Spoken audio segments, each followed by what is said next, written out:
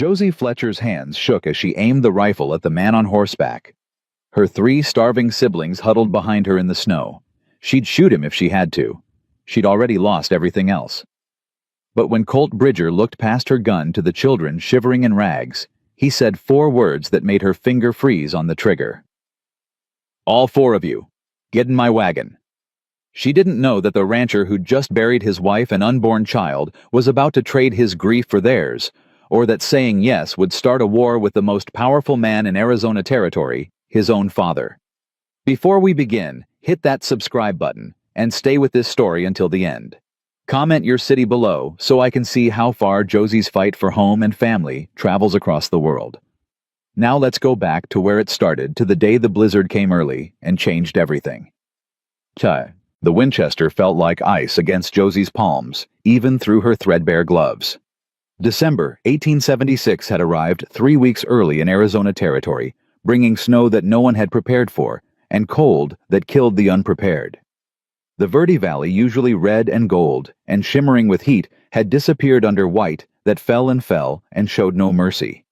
She'd been aiming the rifle at the rider for 30 seconds now, maybe longer. Time moved strange when you were deciding whether to shoot a man. Behind her, pressed against the half-collapsed lean-to that barely counted as shelter, Ruth sobbed quietly. The kind of crying that came when you were 11 years old and too cold and hungry to remember what warm and full felt like. Ben had stopped crying days ago. At 14, he'd gone silent instead, watching Josie with eyes that asked questions she couldn't answer. Danny, just 6 and burning with fever she couldn't break, didn't cry anymore either. That scared her most of all. "Stay back!" Josie called out, her voice cracking from disuse and cold. They hadn't spoken to another human in 9 days.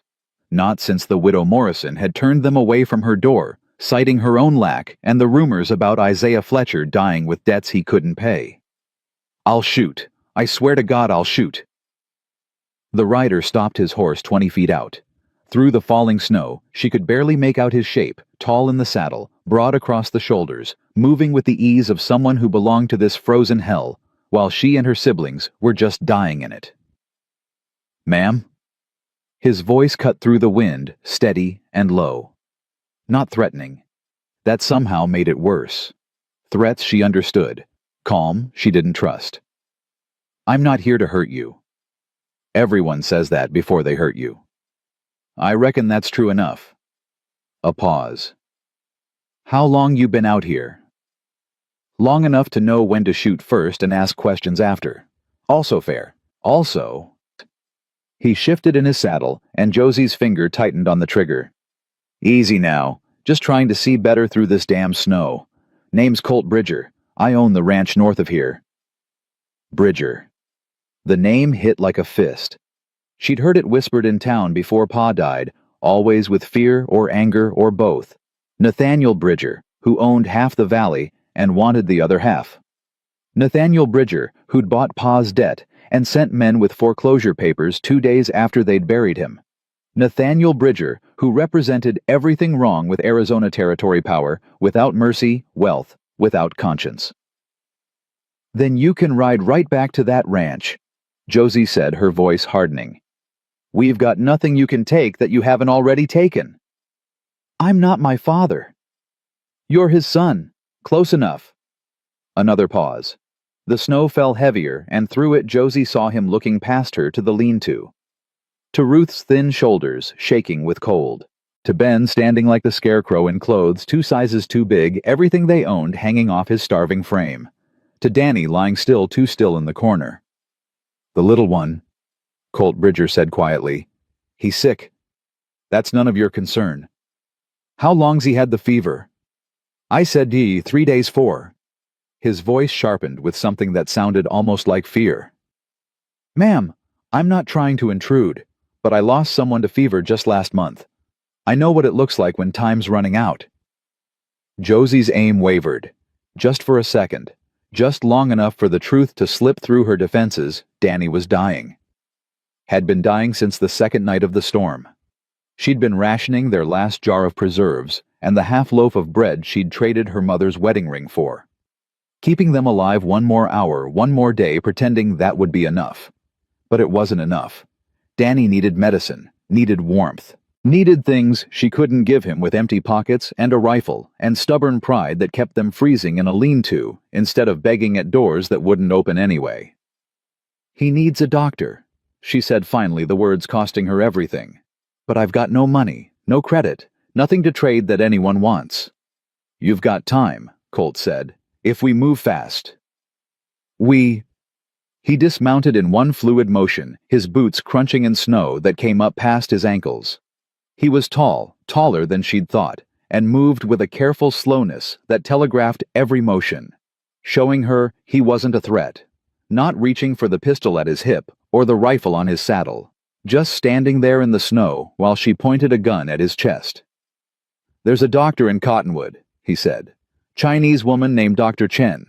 She's good. Doesn't care if you can pay long as you actually need help.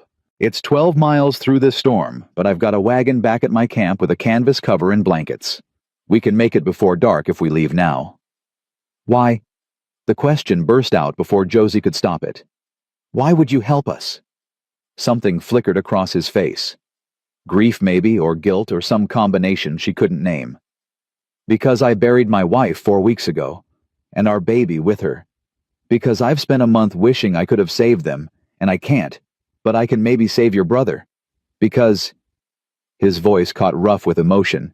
He didn't try to hide. "Because I'm tired of death winning. Let me help you. Please." The please undid her. Men like Colt Bridger didn't say please to women like Josie Fletcher.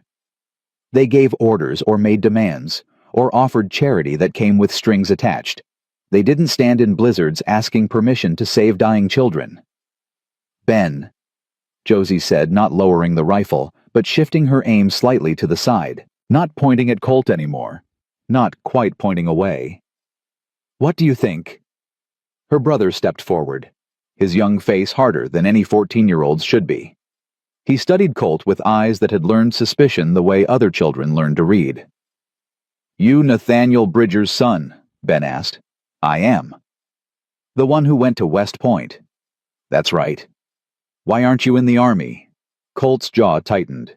"Served my time. Saw things I'd rather forget. Came home to help run the ranch." "Help run it into our land, you mean?" Ben's voice carried acid. "Your father sent men with papers, said our claim wasn't legal, said we had to leave." "I know." "You know." Ben took a step forward, fists clenched. "You know, and you still—" "Ben!" Josie's voice cut through his anger. "Not now."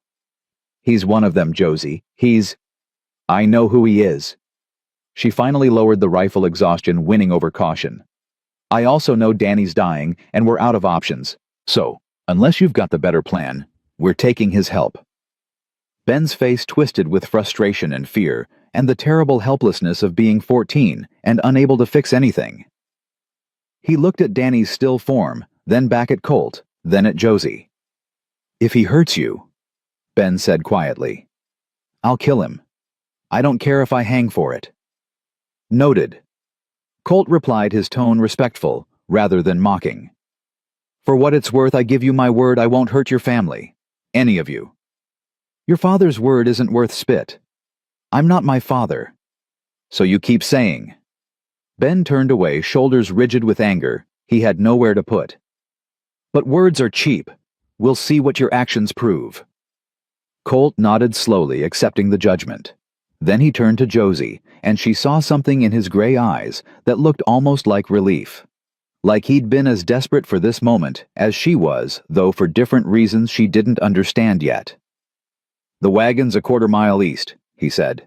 "I was making camp when I saw your lean-to. Thought it was abandoned until I got close enough to see the smoke. Such as it is." He glanced at their pathetic fire barely smoldering in the snow. "I'll carry the little one if you'll allow it. He needs to stay warm." "I'll carry him," Ben said, immediately protective instinct overriding his suspicion. "All right. Your sister, then." Colt looked at Ruth, who'd been silent through the entire exchange, watching with those unnervingly perceptive eyes that missed nothing. "Miss, can you walk or do you need help?" Ruth looked at Josie for permission. When Josie nodded, the girl spoke in a whisper barely audible over the wind. I can walk, but my shoes have holes. Something crossed Colt's face anger, but not at them. At something larger. At a world where 11-year-old girls walked through blizzards in shoes with holes while men like his father bought up land and built empires. We'll fix that, he said quietly. Get you all proper shoes once we reach town. For now, you can ride on my horse. He's steady, won't spook. I've never ridden a horse before. Then today's a day for firsts. Colt moved to his mount a bay gelding that stood patient in the storm. He untied a thick wool coat from behind his saddle and held it out to Ruth. Put this on. It'll be too big, but it's warm. Ruth took the coat with trembling hands, and Josie felt something crack in her chest. Kindness. Such simple kindness. After weeks of doors closing in their faces of townspeople looking through them like they were already ghosts, this stranger, this Bridger, was offering warmth and help and asking nothing in return. She didn't trust it, couldn't afford to. But Danny was dying, and sometimes survival meant accepting help from unlikely sources. We need to pack our things, Josie said, holstering the rifle across her back. There's no time. Whatever you've got, we'll come back for it. There's my father's journal, and Mother's Bible. I'm not leaving them. Colt nodded. Then get them quick. We need to move. Josie ducked into the lean-to, grabbing the leather journal and worn Bible from their hiding spot beneath a loose board. These were the only things of value she had left. Not monetary value, but the kind that mattered. Pa's thoughts and plans. Ma's faith and pressed flowers. Proof that the Fletchers had existed, had loved, had mattered. Ben was already lifting Danny with the care of someone handling something infinitely precious and terrifyingly fragile. The boy's skin was burning hot, even through his fever-damp clothes, his breathing shallow and rapid. He's getting worse, Ben said, fear cracking through his anger. I know. Josie touched Danny's forehead, feeling the heat that meant they were racing against more than just the storm. We're going to fix it. We're going to save him. She said it like a prayer, like saying it could make it true. Colt helped Ruth onto his horse, then took his own coat off and wrapped it around the girl. He stood in the snow, in just his shirt and vest, seemingly unbothered by cold that had Josie's teeth chattering. You'll freeze, she protested. I'll manage. Your sister needs it more. He gathered the horse's reins. Stay close. The snow's getting worse. Don't want anyone getting separated. They moved out into the storm, a strange caravan of desperate refugees and their unlikely savior. Colt led his horse with Ruth bundled on top. Ben followed, carrying Danny with fierce determination. Josie brought up the rear rifle ready, watching their guide for any sign of betrayal. The quarter-mile to camp felt like 4 miles. The snow drove into their faces, blinding and relentless. The wind cut through their inadequate clothes with knives made of ice. Josie's feet went numb after the first 100 yards, and she stumbled twice, catching herself before she fell. The second time, Colt appeared at her elbow. Steady. He set his hand on her arm. Not grabbing, just steadying. We're almost there. I'm fine. You're exhausted and half frozen. That's not fine. I said, I heard what you said. His voice gentled. But there's no shame in struggling, Miss Fletcher. You've kept your family alive through something that would have killed most people. You're allowed to be tired. The use of her name startled her. How do you know? Small territory. Word travels. I heard about your father's death. Heard about the foreclosure. His jaw tightened. Heard my father bought your debt for pennies and plans to take your land. If you heard all that, why are you helping us? Because I can't stop my father's plans. Not directly. He's stubborn as bedrock and twice as hard. Colt looked at her fully, and Josie saw genuine regret in his eyes. But I can do this. I can help 4 people survive a blizzard. Maybe that doesn't balance the scales, but it's something. Before Josie could respond, the camp appeared through the snow. A wagon sat protected under a stand of pine trees, canvas cover already in place. A fire burned in a stone ring, tended and strong. 2 more horses stood hobbled nearby, unbothered by the storm. Ben, bring the boy here, Colt called, moving to the wagon. He pulled back the canvas, revealing a cargo bed lined with blankets and supplies. We'll make him a nest. Keep him warm while we move." Ben climbed into the wagon, carefully settling Danny on a pile of blankets that looked softer and cleaner than anything the Fletchers had owned in months. Colt pulled out more blankets, wrapping them around the feverish child with surprising gentleness. "There's a canteen of water," he said.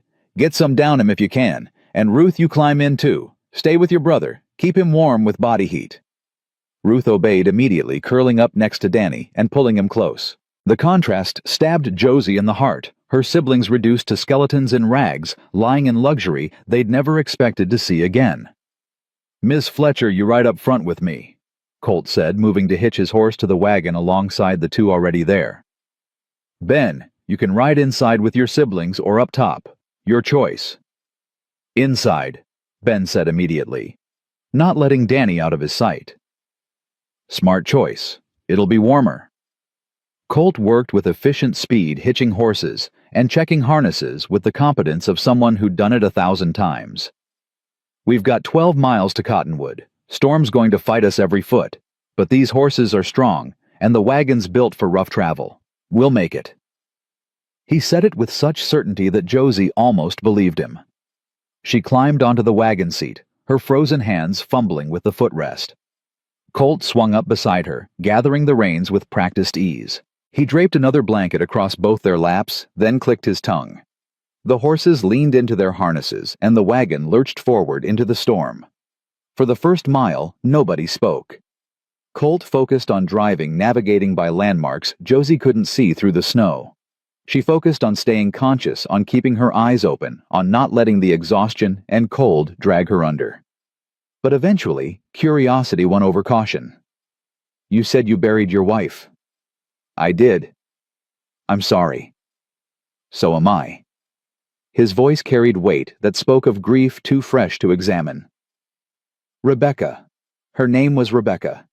We'd been married 14 months. She was 6 months along when the fever came." "The same fever Danny has." "No, different kind. Childbed fever. The baby came too early, born dead. Rebecca followed 3 days later." He was quiet for a moment. "Nothing I could do. Nothing the doctor could do.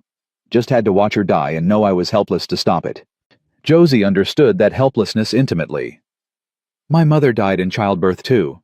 5 years ago. The baby with her." "I'm sorry." "So am I." She pulled the blanket tighter. "My father never recovered. He tried. Kept the homestead going. Kept us fed and educated. But something broke in him when she died. He got careless, made bad decisions, took on debt he couldn't service." She stopped, surprised she was sharing this with a stranger, with a Bridger. "When the fever took him too, I wasn't surprised. Think he wanted to go, wanted to be with her again. Leaving you to hold everything together." "Someone had to." "You're 24 years old. That's too young to be responsible for 3 children and a failing homestead. Age doesn't matter when there's no one else." Josie looked back at the wagon bed where her siblings huddled. "They're mine to protect. Mine to keep alive. Whatever it takes. Even accepting help from the son of the man trying to take your land, especially that. Pride's a luxury. Survival isn't." Colt's mouth quirked in something that wasn't quite a smile. "You're practical." "I'm desperate. There's a difference." "Is there?" "Practical means you plan. Desperate means you do whatever the moment demands and pray it works." Josie met his eyes. "Right now, the moment demands I trust you. So I am. But don't mistake that for friendship or forgiveness or anything beyond pure necessity." "Wouldn't dream of it." This time his smile was real brief as winter sun. "Though I'd argue trust is the foundation of friendship. Given time." "We don't have time. Once Danny's well, we'll be gone." "Gone where?" The question hit hard because Josie didn't have an answer.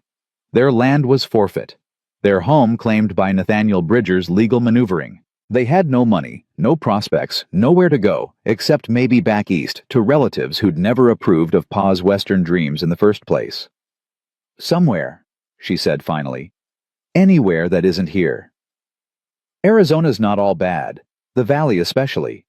Beautiful country when it's not trying to kill you." Beautiful country your father's buying up piece by piece. Yes. No defensiveness, just acknowledgement. He's built an empire. Started with nothing, worked his way to everything. The American dream, people call it. Nightmare for those in his way? That too. Colt's hands tightened on the reins. My mother used to moderate him, keep his ambition balanced with compassion. When she died, that balance died with her. Now there's just the drive to acquire, to expand, to win. And you, what do you want? The question seemed to surprise him. He was quiet for long minutes, guiding the wagon through a tricky section where the trail disappeared under snow. I want to build something that matters, he said finally. Not just big, not just profitable, something that actually helps people. That leaves the valley better than I found it. He glanced at her. My father thinks that's weakness, sentiment that has no place in business. What do you think? I think a legacy of fear is no legacy at all. I think empire without conscience is just tyranny with better bookkeeping. His voice hardened. I think I didn't spend 2 years at West Point learning to defend this country just to come home and watch my father oppress the people who make it worth defending. The passion in his words resonated with something in Josie's chest. A recognition of shared values even across the divide of their circumstances. Then why not stop him, she challenged. Why not stand against what he's doing? Because he's my father.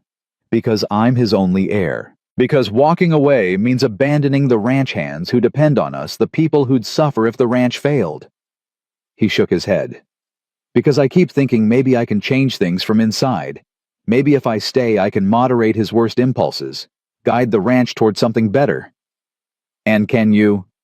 I don't know. Haven't managed it yet. He looked at her fully, something raw in his expression. But I'm trying. This helping you, it's part of trying. Proving I'm not him. That a bridger can choose mercy over profit. Josie wanted to believe him. Wanted to trust that this exhausted, grieving man, driving through a blizzard to save her brother, was genuine in his desire to be different. But trust was expensive, and she'd run out of currency to spend on hope. Actions, she said quietly. Ben was right about that. Words are cheap. Your actions will prove what you are. Then I'd better make sure my actions are worth proving. Colt squared his shoulders, starting with getting your brother to Dr. Chen before his fever takes him. They drove on into the storm, and Josie let herself rest for the first time in days. Not sleep, she didn't dare sleep, but a kind of suspended consciousness, where she wasn't holding everything together alone, where someone else was steering, where for just a few hours, the weight shifted to broader shoulders. She didn't trust Colt Bridger, not fully, not yet, but she'd let him carry them through this blizzard. And maybe, just maybe, that would be enough. The town of Cottonwood emerged from the white like a promise half kept. 24 buildings huddled together against the storm, their windows glowing with lamplight that meant warmth and safety and everything Josie had stopped believing existed. Her body ached from hours of cold and tension, but seeing those lights made something loosen in her chest. Almost there. Colt said, his voice rough from disuse. They'd been silent for the last hour, focused on survival, on keeping the horses moving through drifts that threatened to trap the wagon. Dr. Chen's place is on the east side, the building with the red door. How do you know she'll help us? It's past dark. She might be closed. Emmy doesn't close. Not when people need her. He guided the horses toward a modest building that stood slightly apart from the others. A red door was barely visible through the snow, and above it a sign swung in the wind.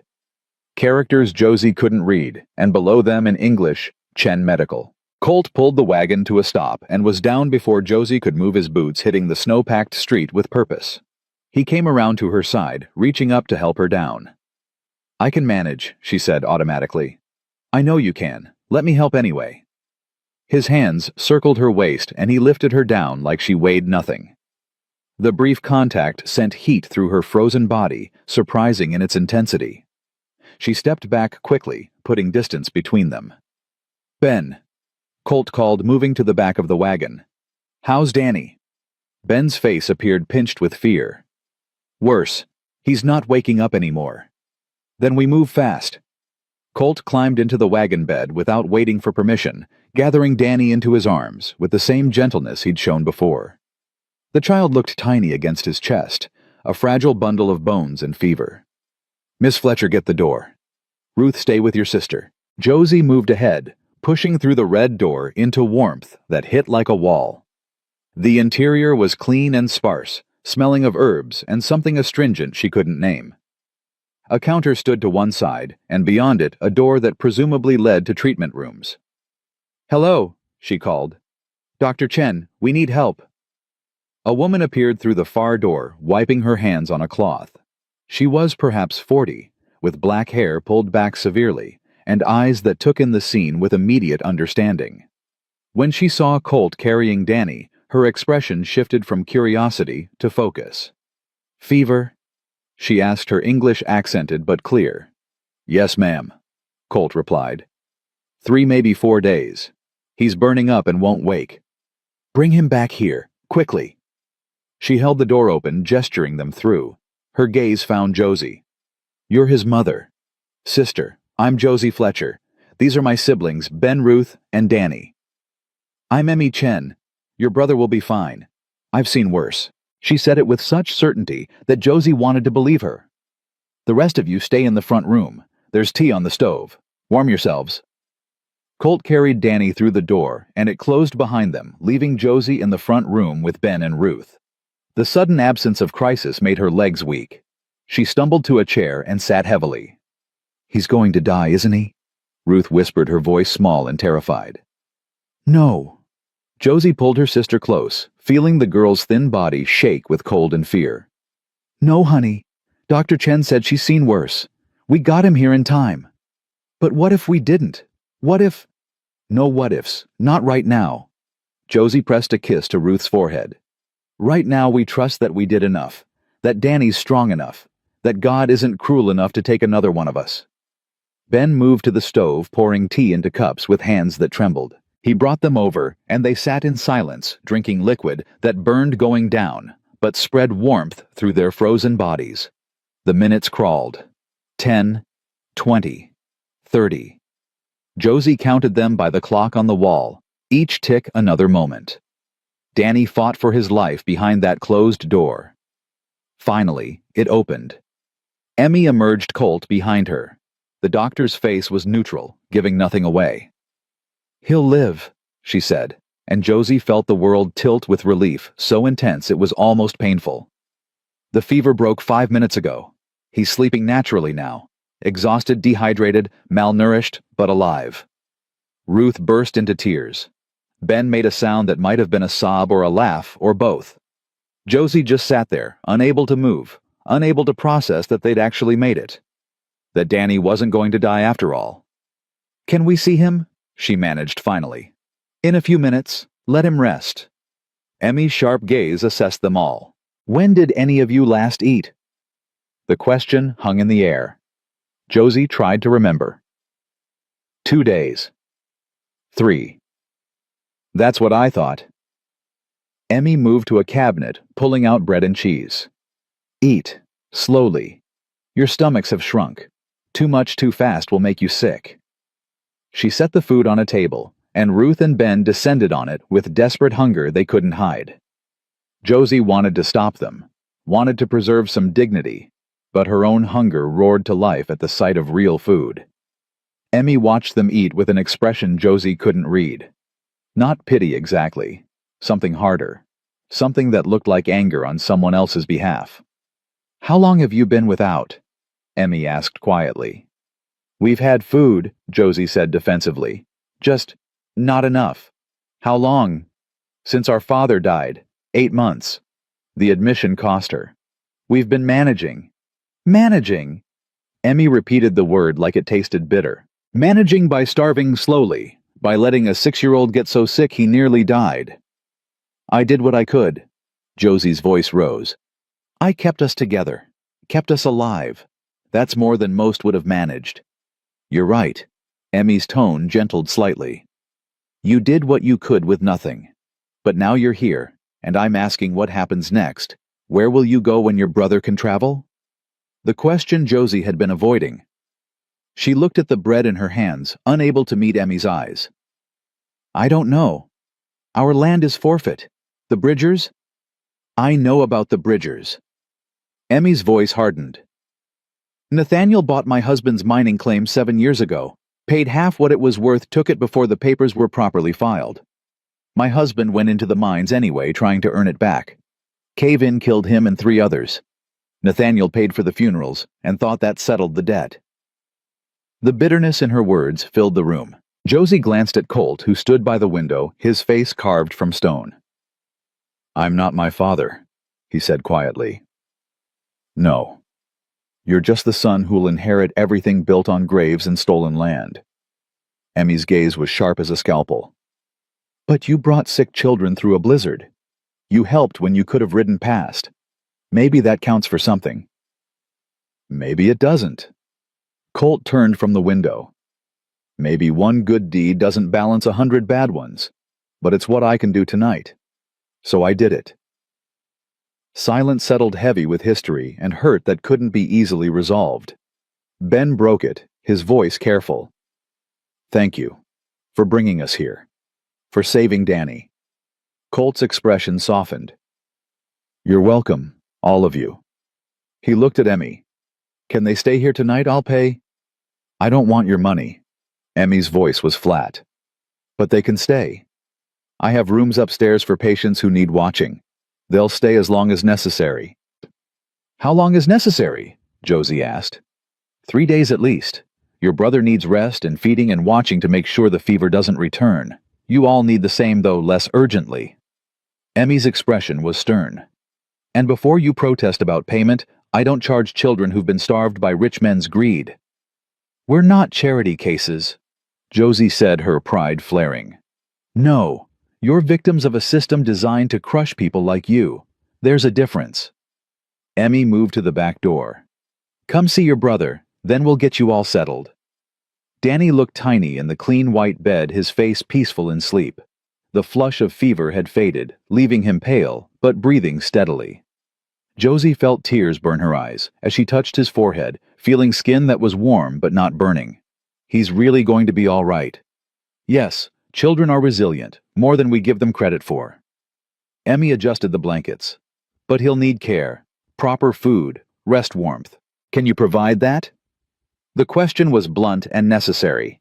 Josie wanted to lie, wanted to say of course she could, but lies wouldn't help Danny. No, we have nothing left. Then you'll need help. Emmy's gaze found Colt, who'd stayed in the doorway. Your father caused this. What are you going to do about it? What can I do? Colt's voice was rough. I can't change his mind about the land claim, can't force him to return what he's taken. Then give them somewhere else. Your ranch has land enough. You want me to just give them land? My father would what disown you, cut you off. Emmy's voice sharpened. Maybe it's time someone in your family chose decency over dynasty. It's not that simple. It's exactly that simple. You just don't want to pay the price. Colt's jaw tightened, and Josie saw the conflict warring in his face. The desire to help fighting against obligation and fear, and everything tying him to his father's empire. Let him alone, Josie said quietly. He's done enough. More than we had any right to expect. We'll figure out our own future. How? Emmy challenged. You're 24, with 3 siblings, no money, no prospects, and winter just beginning. What's your plan? I'll find work. Somewhere that'll hire a woman willing to do anything. Doing what? Cooking, cleaning, laundry. Emmy shook her head. Those jobs barely pay enough for one person to survive, let alone 4, and they won't hire you with children in tow. Then I'll send them back east, to our aunt in Boston. No. Ben's voice cracked across the room. We're not splitting up. We might not have a choice. There's always a choice. Ruth spoke up, her quiet voice carrying unexpected steel. We stay together.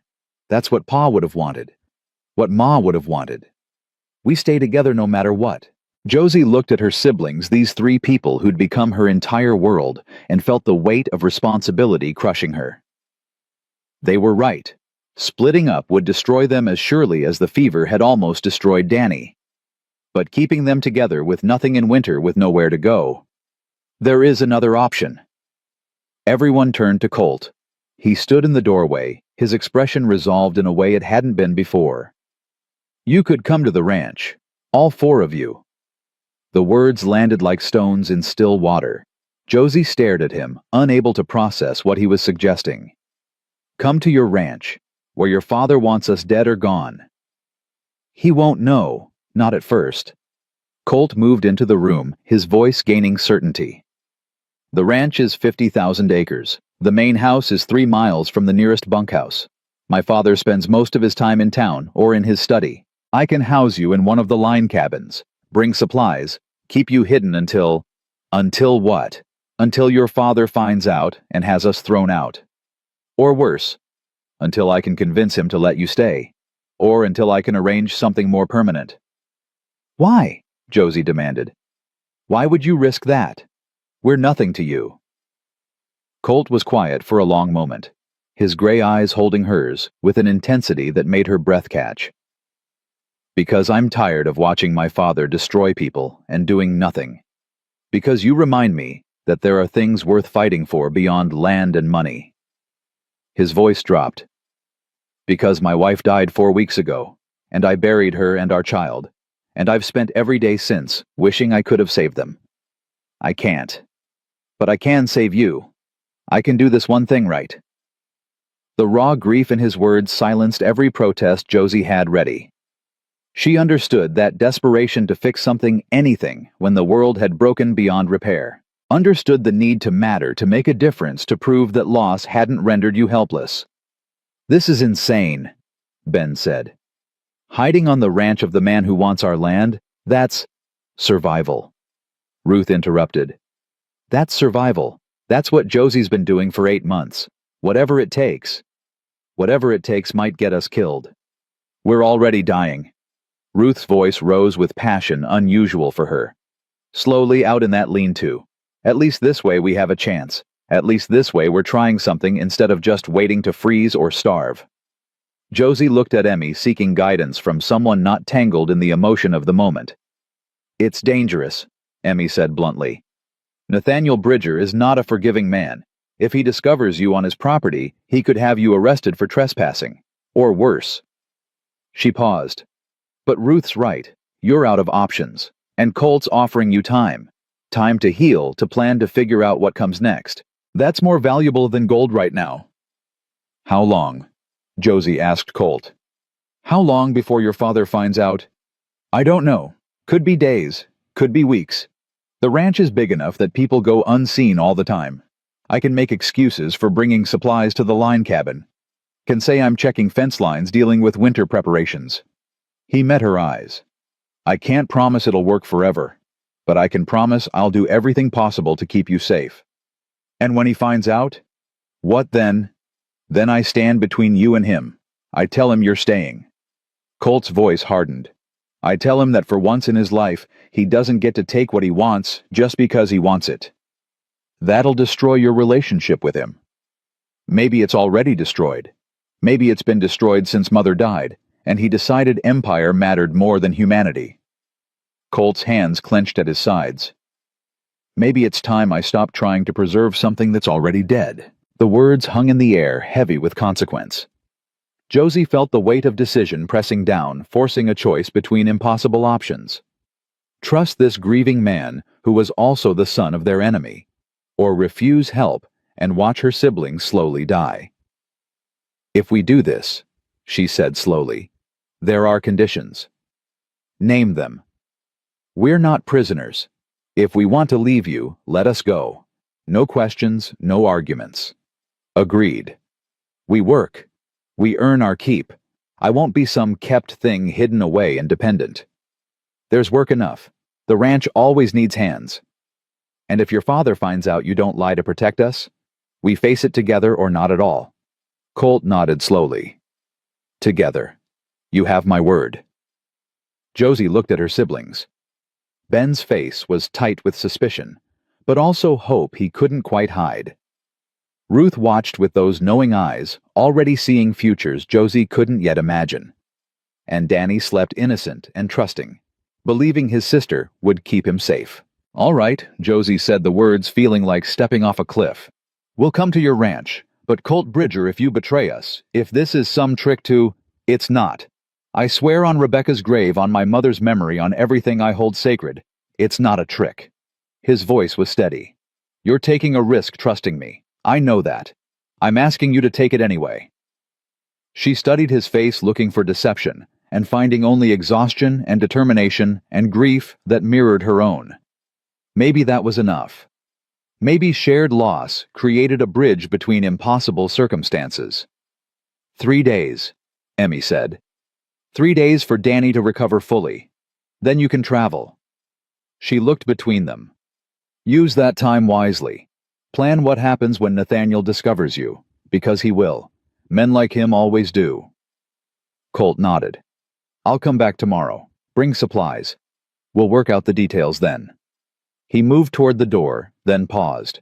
"Miss Fletcher, Josie." She looked up, meeting his gray eyes. "Thank you. For trusting me. I know it costs you." "Everything costs us," she replied. "At least this time we might get something in return."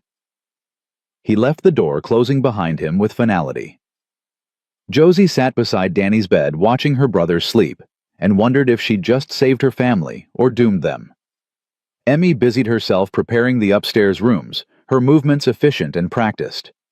Ben and Ruth helped the three of them, moving with the quiet purpose of people who understood hospitality.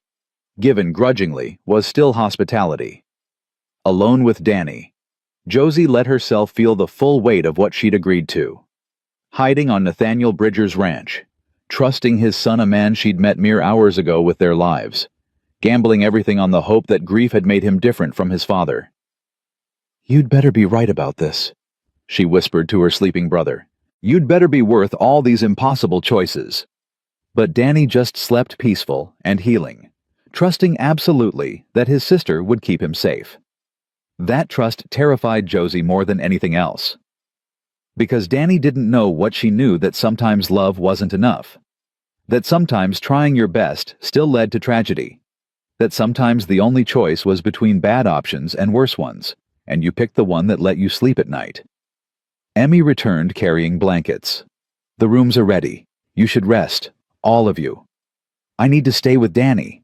"No, you need to sleep in a real bed, eat real food, and remember you're human, not just a survival machine." Emmy's voice was stern, but not unkind. "Your brother is safe. I'll watch him tonight. You take care of yourself." "I can't just—" "Yes, you can. You've been strong for 8 months. You can be weak for 8 hours. Emmy's expression softened slightly. "Strength isn't refusing help. It's knowing when to accept it." Josie wanted to argue, wanted to insist she was fine, but exhaustion crashed over her like a wave. 8 months of holding everything together. 8 months of being strong enough for 4 people. 8 months of surviving instead of living. "All right," she whispered. "Just for tonight." "Just for tonight," Emmy agreed. "Tomorrow you can go back to carrying the world. But tonight, let someone else hold it for you." Upstairs the room was small but clean, with a real bed that looked softer than clouds. Ruth was already asleep in the other bed, curled up with Ben beside her, the two of them tangled together like puppies seeking warmth. Josie lay down still in her clothes, too tired to undress. The mattress cradled her aching body, and the blankets were heavy and warm. She closed her eyes, intending to just rest for a moment. She woke to daylight streaming through a window and the smell of cooking food. For a disoriented second, she didn't know where she was. Then memory crashed back the blizzard. Colt, Dr. Chen, Danny's fever, breaking the impossible offer of sanctuary. She sat up too fast, her head spinning. The room was empty. Ben and Ruth were gone. Panic flared before she heard voices from downstairs. Ruth's laugh. Ben's deeper rumble, Emmy's accented English. Josie stumbled downstairs to find her siblings at a table eating what looked like actual breakfast.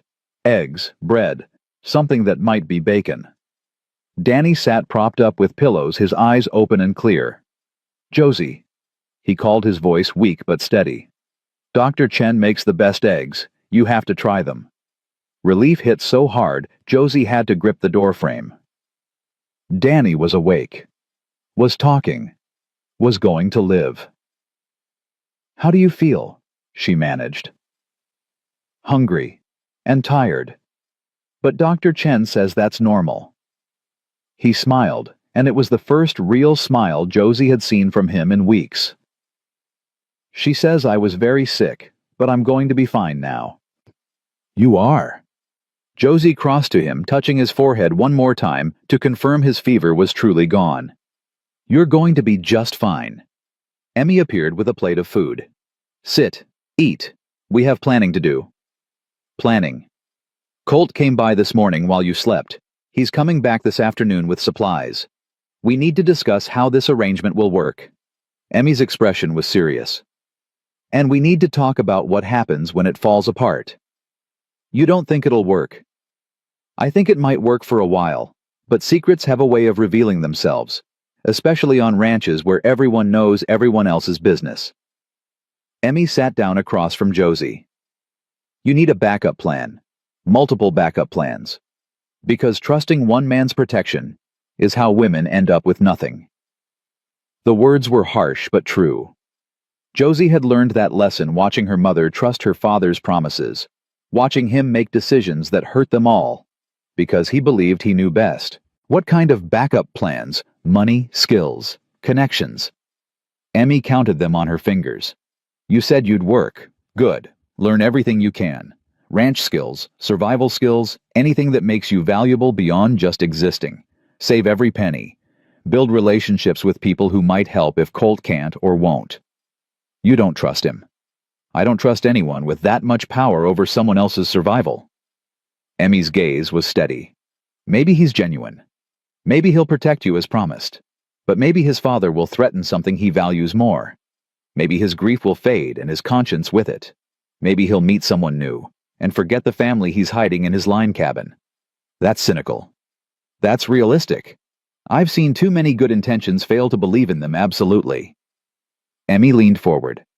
But I've also seen stubborn women survive impossible situations by preparing for failure while hoping for success.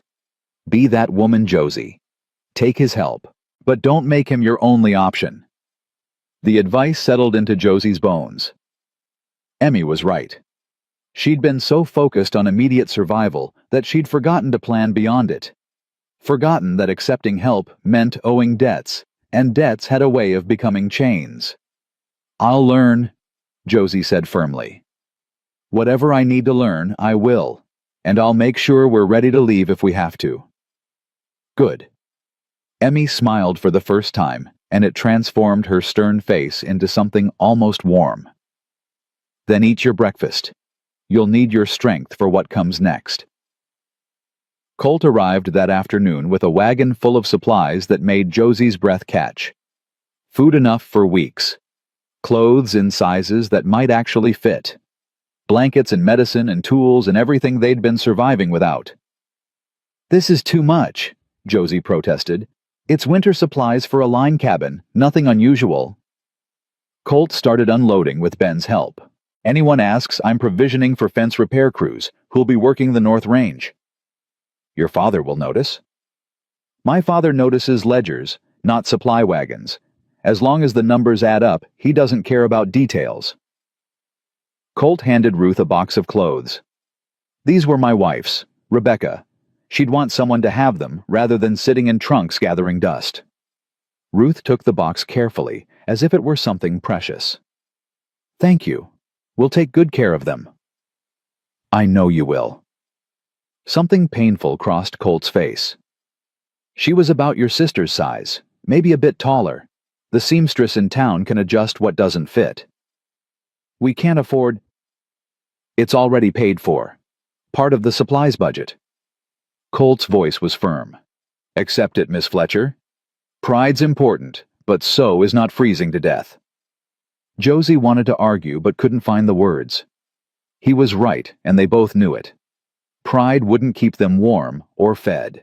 Pride wouldn't heal Danny, or give Ruth proper clothes, or help Ben grow into the man he needed to become.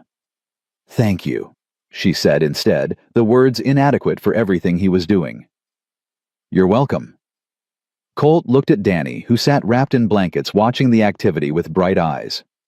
"How's the patient?" "Hungry and bored. Dr. Chen says those are good signs." "They are. Means you're healing." Colt crouched to Danny's level. "What do you like to do when you're not sick?" "Read, if we have books." Danny's voice was wistful. "But we lost most of ours when Pa died." "I'll bring books. The ranch has a library, more books than any one person could read in a lifetime." "Really?" Danny's whole face lit up. "Any kind of books?" "Any kind. Adventure stories, histories, even some dime novels my mother pretended she didn't read." Colt's smile was genuine. "What's your favorite?" "Treasure Island. Pa read it to us before he got sick. We never found out how it ended." "Then that'll be the first book I bring. You can finish the story."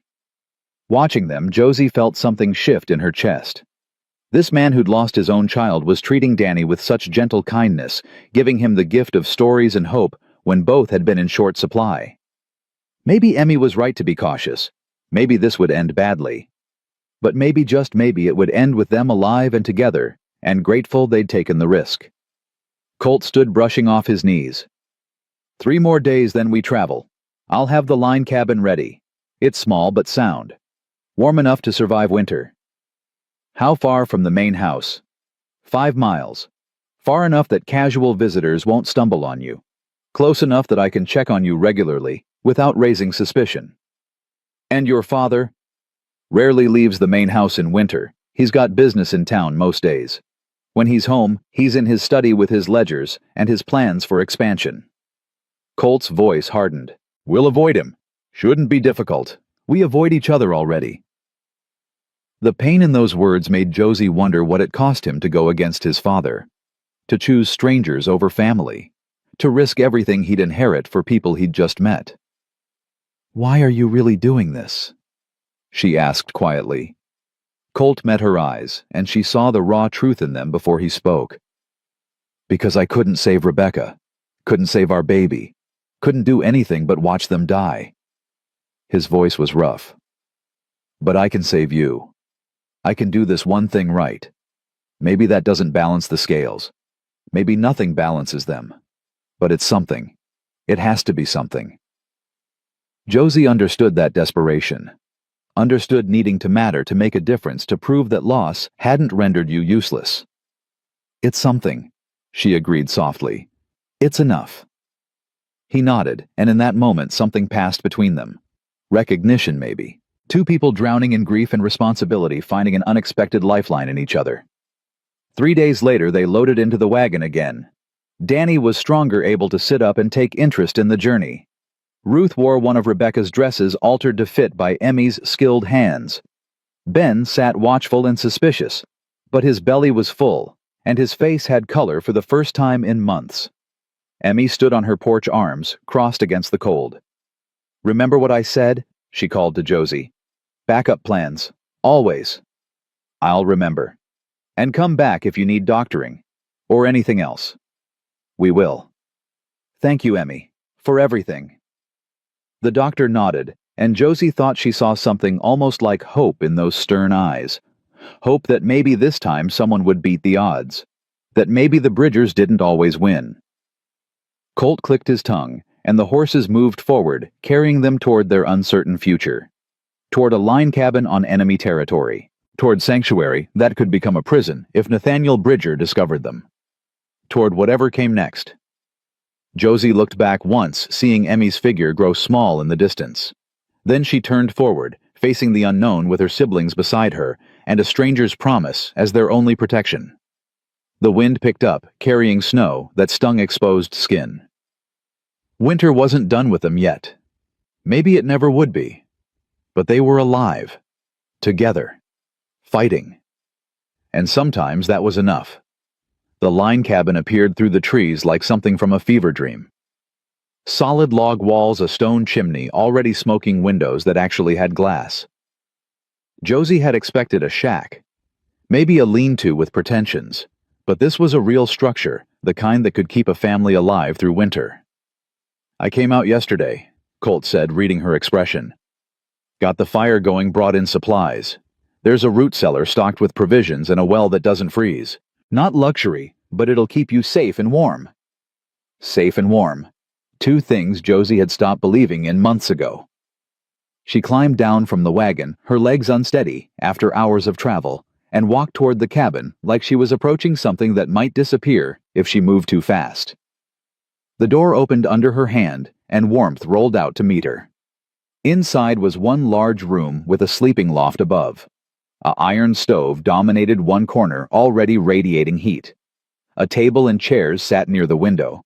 Shelves lined one wall stocked with canned goods and dry staples. Beds, actual beds with real mattresses, filled the far corner. "There's only 2 beds," Ruth observed, practical as always. "The loft has another," Colt said, pointing to the ladder. "I figured Ben might want space of his own. If not, we can arrange it differently." Ben climbed the ladder without comment, disappearing into the loft. He came back down with something almost like approval on his face. "It's good. Better than good." He looked at Colt with grudging respect. "You did this all yesterday." "Had help from Abe. He's the ranch foreman. Good man. I trust him." "Does he know about us?" "He knows I'm provisioning a line cabin for winter work crews. Doesn't know you're here specifically." Colt moved to unload supplies from the wagon. "Fewer people who know, the safer you are.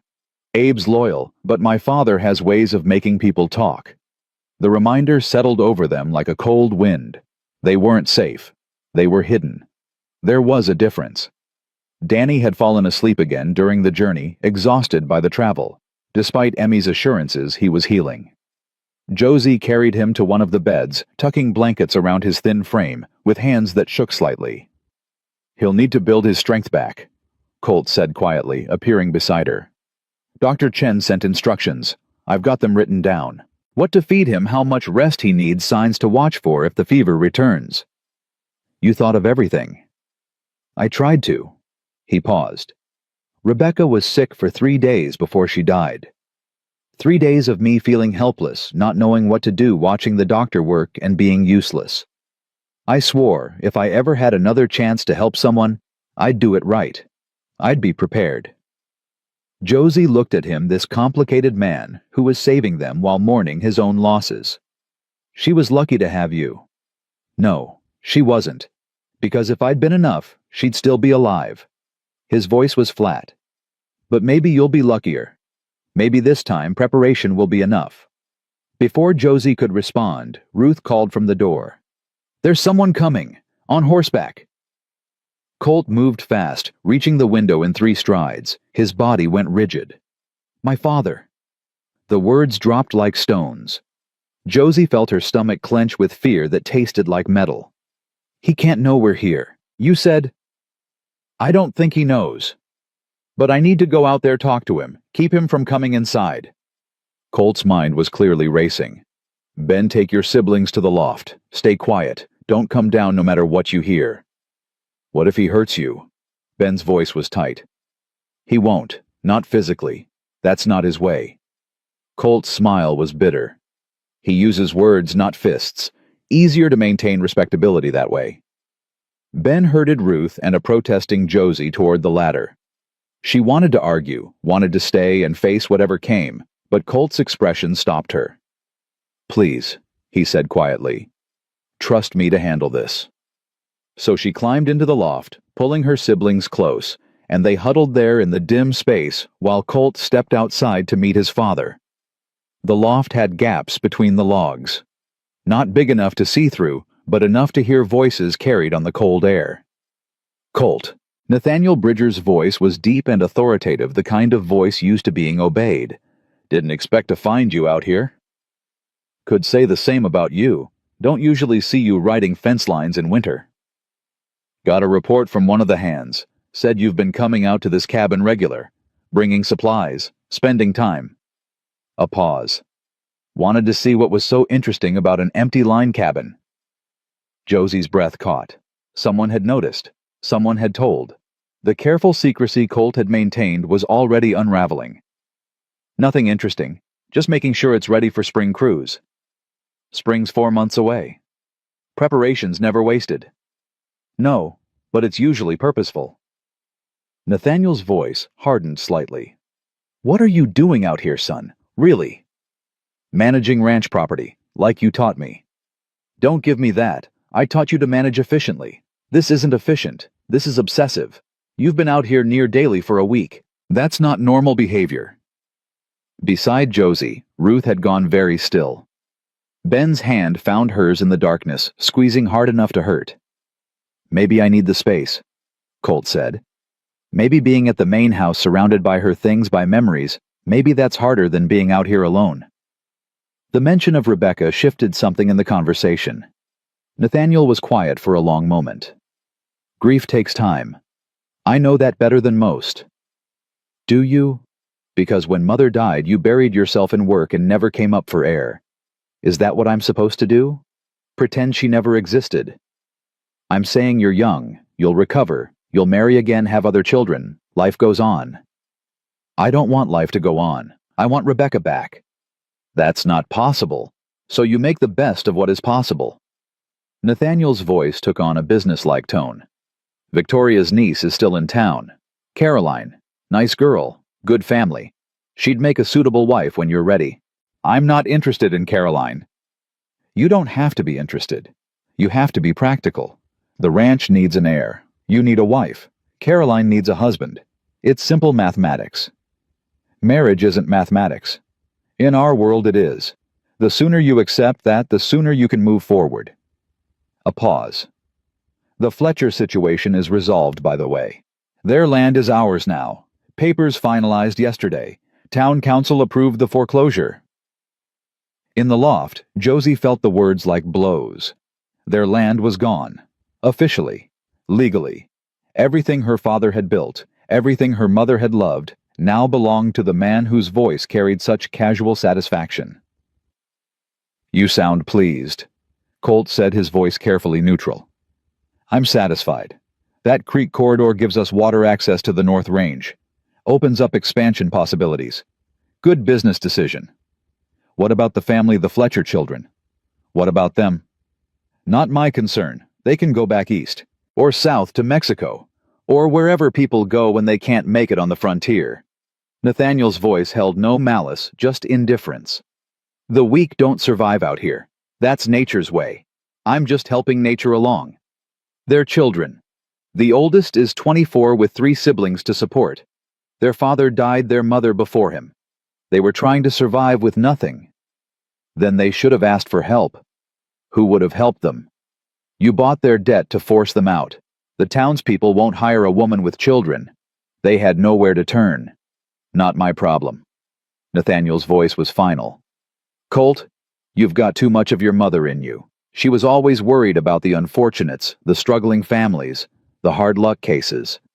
It's a kind impulse, but kindness doesn't build empires. Maybe empires aren't worth building. The words hung in the cold air. Josie heard Nathaniel's sharp intake of breath. You don't mean that. Don't I look what building this empire cost you? Mother worked herself to death trying to manage the household while you expanded. Rebecca died because I was gone surveying land when she needed me. How many people have we sacrificed on the altar of Bridger Ranch? Your mother died from illness, Rebecca from childbed fever. Those weren't my fault. Weren't they? Mother was exhausted, stretched too thin, vulnerable to sickness because she never rested. And I was surveying because you insisted we needed more land, needed to keep growing. If I'd been home, if you'd been home, Rebecca still would have died. Some things can't be prevented. Nathaniel's voice gentled slightly. Son, I understand grief. I know how it twists thinking, makes you want to blame someone. But you can't blame expansion. You can't blame success. Those things keep us secure. We're so secure we're alone. You in your study. Me in empty cabins. Both of us pretending work fills the holes where people used to be. Silence stretched. Then Nathaniel spoke, and his voice carried something that might have been pain. What do you want from me, Colt? What would make this right? I want you to stop. Stop taking land from desperate people. Stop building an empire on other people's suffering. Stop measuring success by how much you own instead of who you help. That's not how the world works. Then maybe the world's wrong. Or maybe you're too soft to see reality. Nathaniel's voice hardened again. This land doesn't reward softness. It rewards strength, determination, the willingness to do what's necessary to survive and thrive. Your mother understood that even if she didn't like it, you need to understand it too. I understand perfectly. I just don't agree. Then you're a fool. And I didn't raise a fool. The sound of a horse shifting. Come back to the main house. Stop hiding in empty cabins. Face your grief like a man instead of running from it. I'm not running. I'm thinking. There's a difference. Thinking's fine. Brooding's destructive. Know what you're doing. Nathaniel's voice moved away like he was mounting his horse. And Colt, whatever you're planning, whatever reason you really have for being out here, be careful. The frontier's dangerous. People get hurt in unexpected ways. Is that a threat? It's a warning, from a father who's seen too many good intentions lead to bad endings. A pause. Come home soon. Victoria's planning a dinner. Important people from town. Your presence would be appropriate. I'll think about it. See that you do more than think. Hoofbeats faded into distance. Josie counted to 100 before she allowed herself to breathe normally. Beside her, Ruth was crying silently, her thin shoulders shaking. Ben's face was hard as stone in the dim light. Colt appeared at the base of the ladder. He's gone. You can come down. They climbed down in silence. Josie's legs felt weak, and her mind raced with everything she'd heard. Their land was gone. Nathaniel knew Colt was spending time at the cabin. The security they'd felt for 3 days was already crumbling. He suspects something, Ben said flatly. He suspects I'm grieving, which is true. Colt's jaw was tight. He doesn't know you're here. If he did, he would have said something. My father's not subtle when he's discovered a secret. But someone's watching you. Someone told him you've been coming here. Ranch hands gossip. It's natural. Doesn't mean they know anything specific. Yet, Josie found her voice finally. They don't know yet. But Colt, your father's right. This isn't sustainable. You can't keep coming here without people figuring out why. So I'll be more careful. Come at night. Vary my routine. That's not enough. Ruth spoke up, her voice still shaky but determined. He already thinks something's wrong. He'll watch you closer now. We need another plan. What plan? Where else can you go? I don't know, but hiding here depending on you waiting to be discovered, that's not surviving. That's just delaying the inevitable. Colt looked like he wanted to argue but couldn't find the words. Because Ruth was right. They all knew it. We could leave Arizona territory entirely, Ben suggested. Head to California, or north to Oregon. With what money? What supplies in the middle of winter? Josie shook her head. We'd die before we reach the border. So we stay here and wait to be thrown out or arrested for trespassing. We stay here and figure out a real solution. Colt's voice was firm. I meant what I said to my father. I'm done letting him destroy people. But he's right about one thing: thinking isn't enough. We need action. What kind of action? Josie asked. I don't know yet, but I'll figure it out. He looked at each of them in turn. You saved yourself through that blizzard. You kept your family alive through 8 months of hell. You're fighters, so we fight. We just need to figure out what we're fighting for and how to win. Danny stirred on the bed, his voice sleepy but clear. Are we in trouble? The question from the 6-year-old cut through the adult tension. Ruth went to him, immediately sitting beside him and smoothing his hair. We're safe, Danny. Just talking about boring grown-up things. I heard yelling, outside. Was someone angry? Yes. But not at us. Not exactly. Ruth looked at Josie helplessly. Josie crossed to the bed, kneeling so she was eye level with her youngest brother. Someone was here who doesn't know we're staying in this cabin. We need to be extra quiet for a while. Can you do that? I can be quiet. I'm good at being quiet. Danny's face scrunched with worry. But are we going to have to leave? This place is nice. I don't want to go back to the lean-to. We're not going back to the lean-to, I promise. Josie made the promise before she could think better of it. Promises to children were sacred. Breaking them was unforgivable. We're going to figure this out. How? The innocent question deserved an answer she didn't have.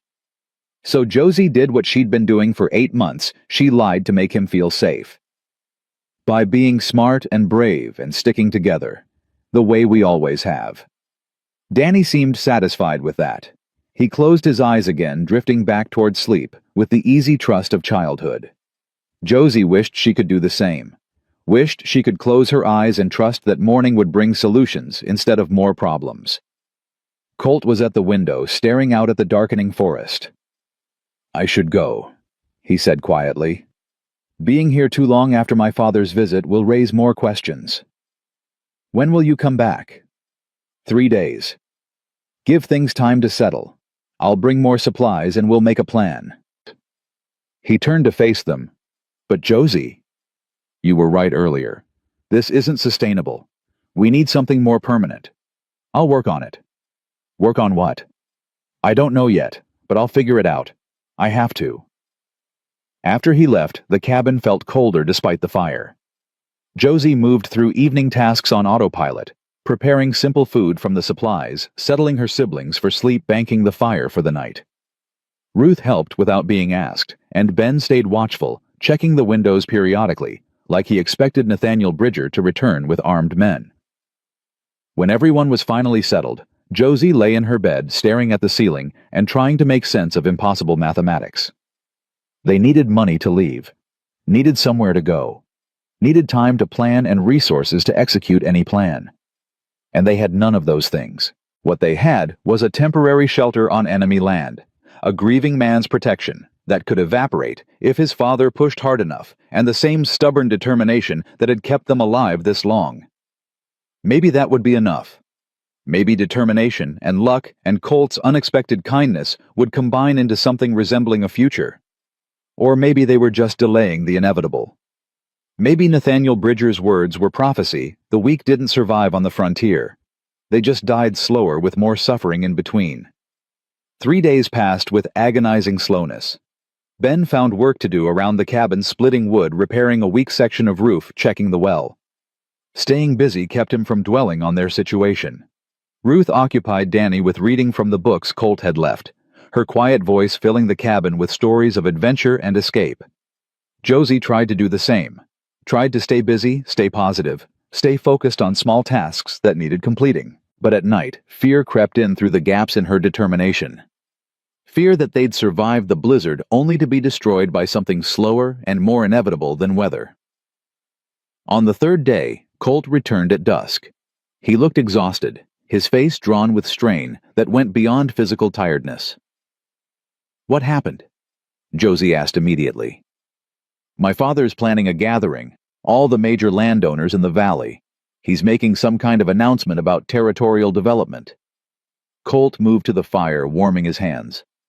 I don't know what specifically, but it involves consolidating land claims. He's been meeting with the territorial judge. What does that mean for us? I don't know yet, but nothing good. He pulled out papers from his coat. I've been researching, trying to find a legal way to protect you. There might be something in homestead law, a provision for families in your situation. What provision? It's complicated, but essentially, if someone with legal standing claimed they'd taken you on as wards, adopted you informally, the debt your father owed might be dischargeable. You'd start fresh under new protection. Hope flickered, dangerous and painful. Who would claim us? Colt met her eyes, and she saw the answer before he spoke.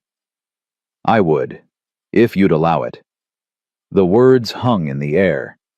Ben stood up from his chair by the fire. You want to adopt us? Make us Bridgers. Not exactly. It's more like guardianship. Legal protection without changing your names or identities. Colt spread the papers on the table. My lawyer in Cottonwood helped me research. It's rare, but it's possible, especially if there's evidence of genuine care and provision. Your father would never allow it, Josie said. He doesn't have to allow it. I'm 29 years old. I can make my own legal decisions. But it would destroy your relationship with him. That relationship's already dying. Has been since Mother passed. This would just make it official. Colt's voice was steady. I told you I'd figure something out. This is something. It's not perfect, but it might work. Ruth appeared at Josie's elbow, her journal in hand. She'd been writing in it constantly since they'd arrived, documenting everything. What would it mean exactly if you became our guardian? It would mean you're legally under my protection. Your father's debts wouldn't transfer to you. The foreclosure wouldn't force you to leave immediately. You'd have time to establish yourselves to build something stable. And what would you get? Ben's voice was sharp with suspicion. Nobody does something like this without wanting something back. I'd get to help someone. I'd get to do something my father can't control or manipulate or destroy. Colt looked at Ben directly. I'd get to honor Rebecca's memory by helping children who need help.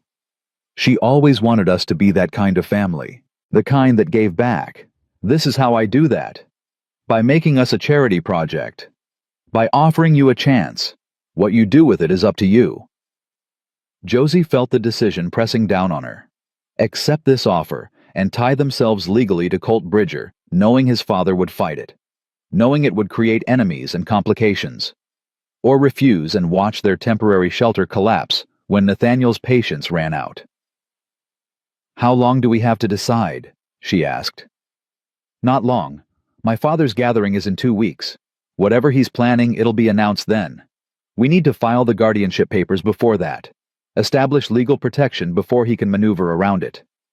2 weeks. I know it's fast. I know you don't trust me. Don't have reason to. Colt's voice roughened. But I'm asking anyway. Let me help you. Let me do this one thing right. Josie looked at her siblings.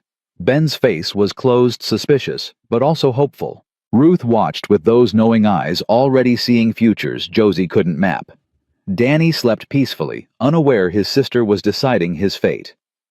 I need to think about it, she said finally. Take tonight. I'll come back tomorrow for your answer. Colt moved toward the door, then paused. Josie. Whatever you decide, I want you to know you're not a charity project. You're people who deserve help. There's a difference. After he left, Ben exploded. We can't trust him. He's a Bridger. His father's the one who destroyed us. And he's offering to protect us from his father, Ruth countered. Or trap us. Make us dependent so we can't leave. We can't leave anyway. Ruth's voice rose unusual for her. Where would we go, Ben?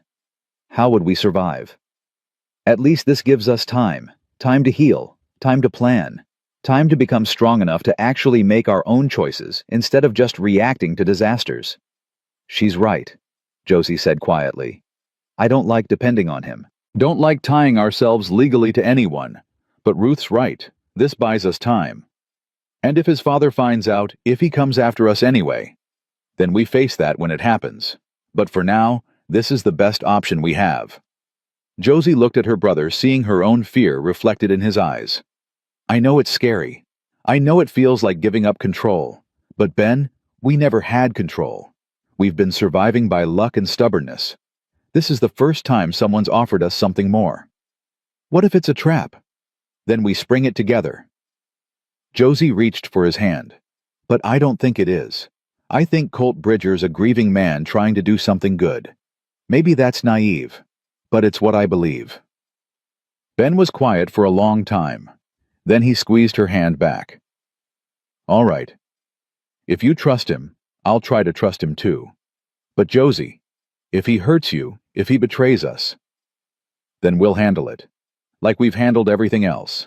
That night, Josie lay awake again, but this time she wasn't drowning in fear. She was planning. If they accepted Colt's guardianship, what would that mean? Where would they live? How would they work? What happened when Nathaniel inevitably discovered them? Questions without answers.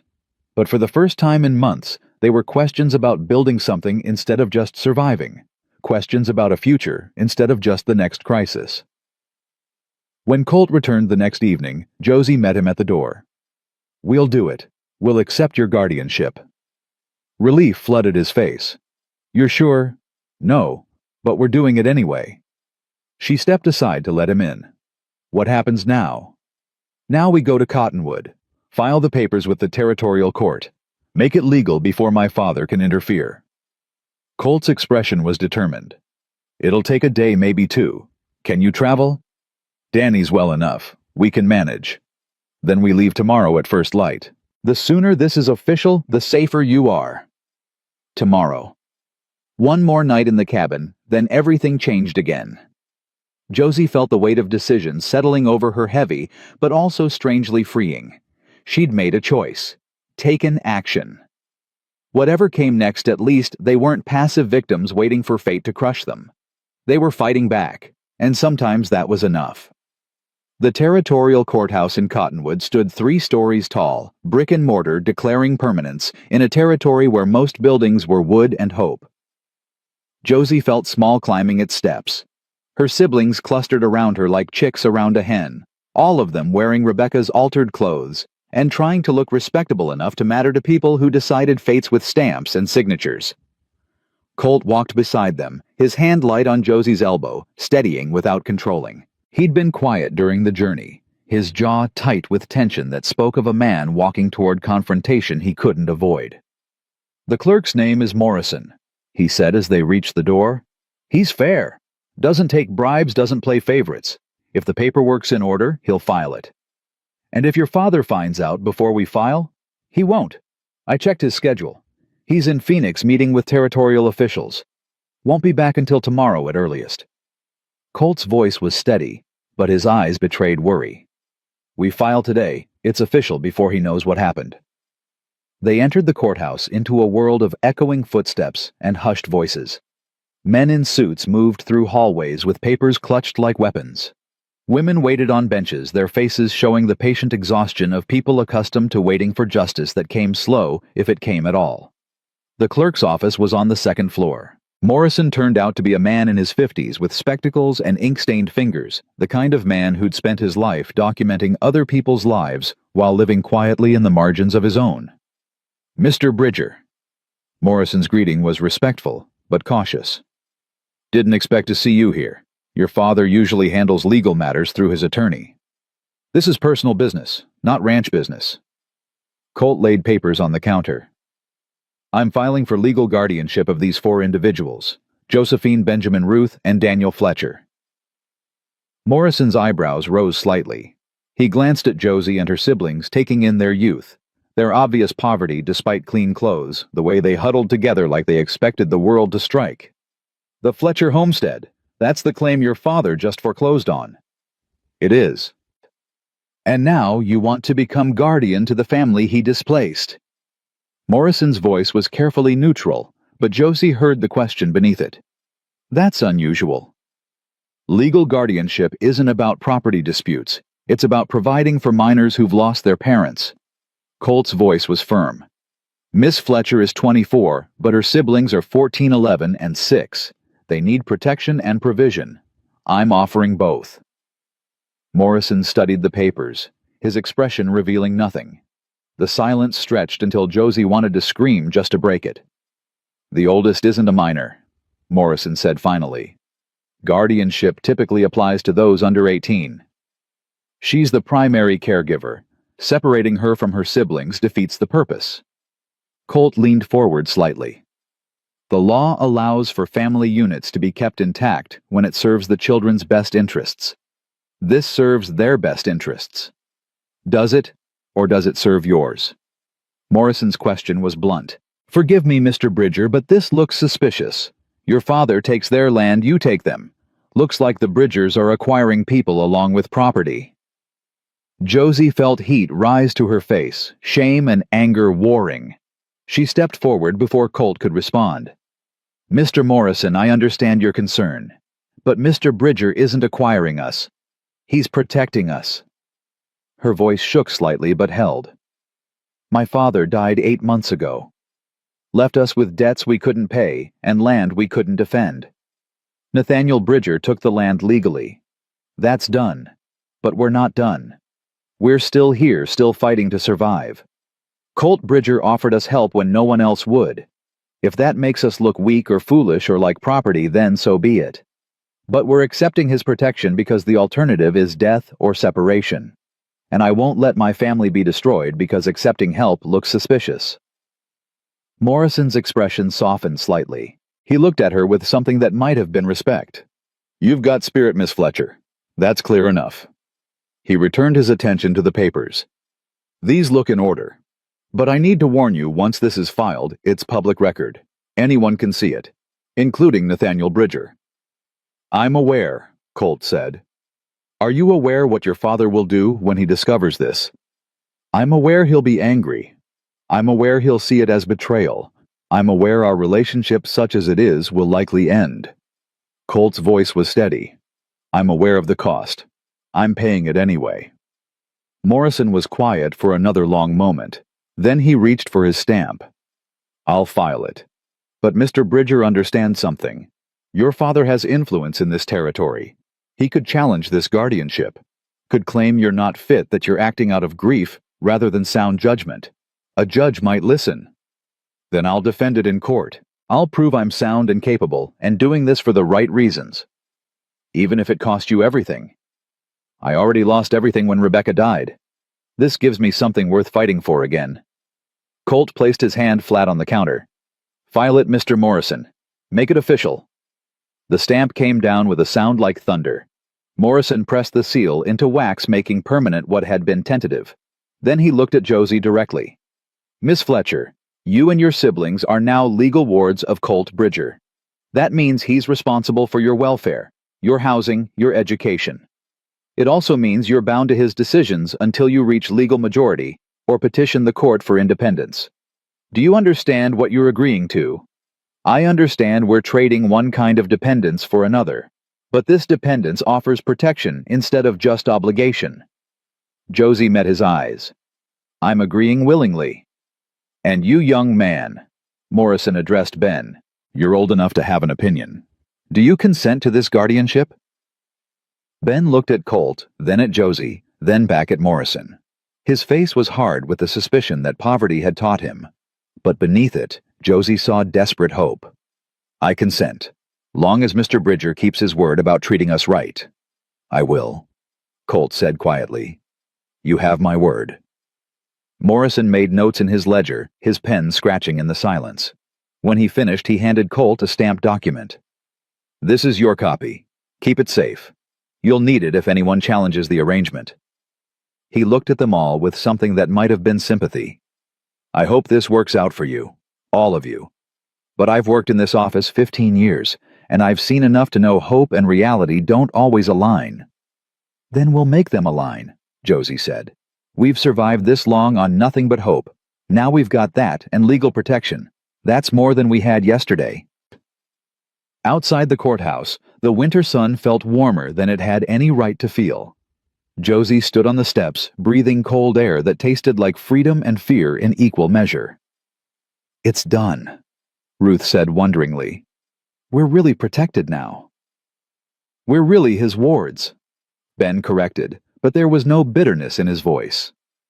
Just acknowledgement. "For better or worse?" "For better," Colt said firmly. "I promise you that. For better." They were halfway to Emmy's boarding house when the rider appeared. He came fast, his horse lathered despite the cold, and pulled up sharp when he saw Colt. "Mr. Bridger been looking for you all morning." The man was young, maybe 20, wearing the Bridger Ranch brand on his coat. "Your father sent me, says you need to come home immediately, says it's urgent." Colt's face went carefully blank. "What's urgent?"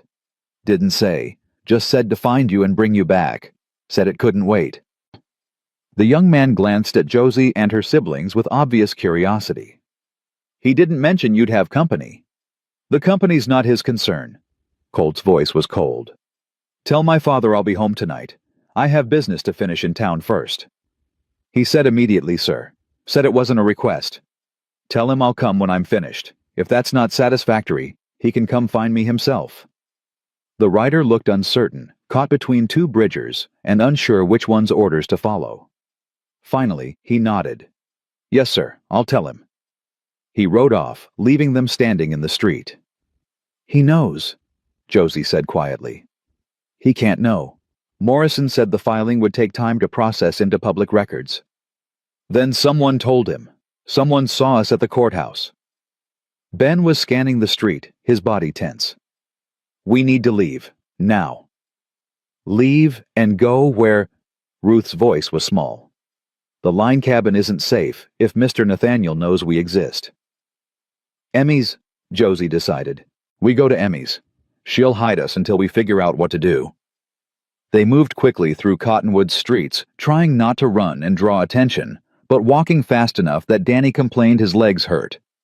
Colt carried him the last 2 blocks, and they burst through Emmy's red door like criminals fleeing judgment. Emmy took one look at their faces and moved into action without questions. Upstairs. Same rooms as before. Don't come down until I tell you it's safe. She turned to Colt. You need to leave. If Nathaniel comes here and finds you with them, it confirms whatever suspicions he has. I'm not leaving them defenseless. I'm defense enough. I've faced down angry men before. Emmy's expression was hard. You want to protect them. Go deal with your father. Draw his attention away from here. Make him focus on you instead of hunting for 4 children. Colt looked like he wanted to argue, but Josie touched his arm. She's right. Go. We'll be safe here. Will you? His gray eyes searched hers. Because if my father knows if he decides you're a threat to his plans, then we'll handle it, like we've handled everything else. Josie tried to sound confident. Go, Colt. Deal with your father. Come back when it's safe. He left reluctantly, and Josie herded her siblings upstairs into rooms that had become familiar through repetition. Danny fell asleep almost immediately, exhausted by travel and fear. Ruth pulled out her journal, writing furiously, like documenting events could give her control over them. Ben stood at the window watching the street below. What do you think his father will do? He asked quietly. I don't know, but nothing good. Josie sat on the bed, feeling exhaustion drag at her. They'd been running for so long, running from grief, from poverty, from foreclosure, from cold. She was tired of running, tired of fear, tired of every step forward requiring 3 steps back. Josie. Ruth looked up from her journal. If Mr. Nathaniel makes Colt choose between us and his inheritance, what do you think he'll choose? The question stabbed because Josie had been asking herself the same thing. Colt talked about honor and doing right and protecting them. But words were easy when the cost was theoretical. When Nathaniel actually demanded he choose when the inheritance and family name and everything Colt had ever known hung in the balance, would he still choose 4 strangers? I think he'll choose what he believes is right, Josie said carefully. But what if right and smart aren't the same thing? Then he'll have to decide which matters more. Hours passed. Emmy brought them food they barely touched. Danny woke and asked questions Ruth answered with reassuring lies. Ben wore a path in the floor with his pacing, and Josie sat and waited, and tried not to imagine all the ways this could end badly. Colt returned after dark, and the look on his face told the story before he spoke. He knows. Someone from the courthouse clerk's office told him within an hour of filing. He's furious. Colt's voice was rough. Called me a traitor.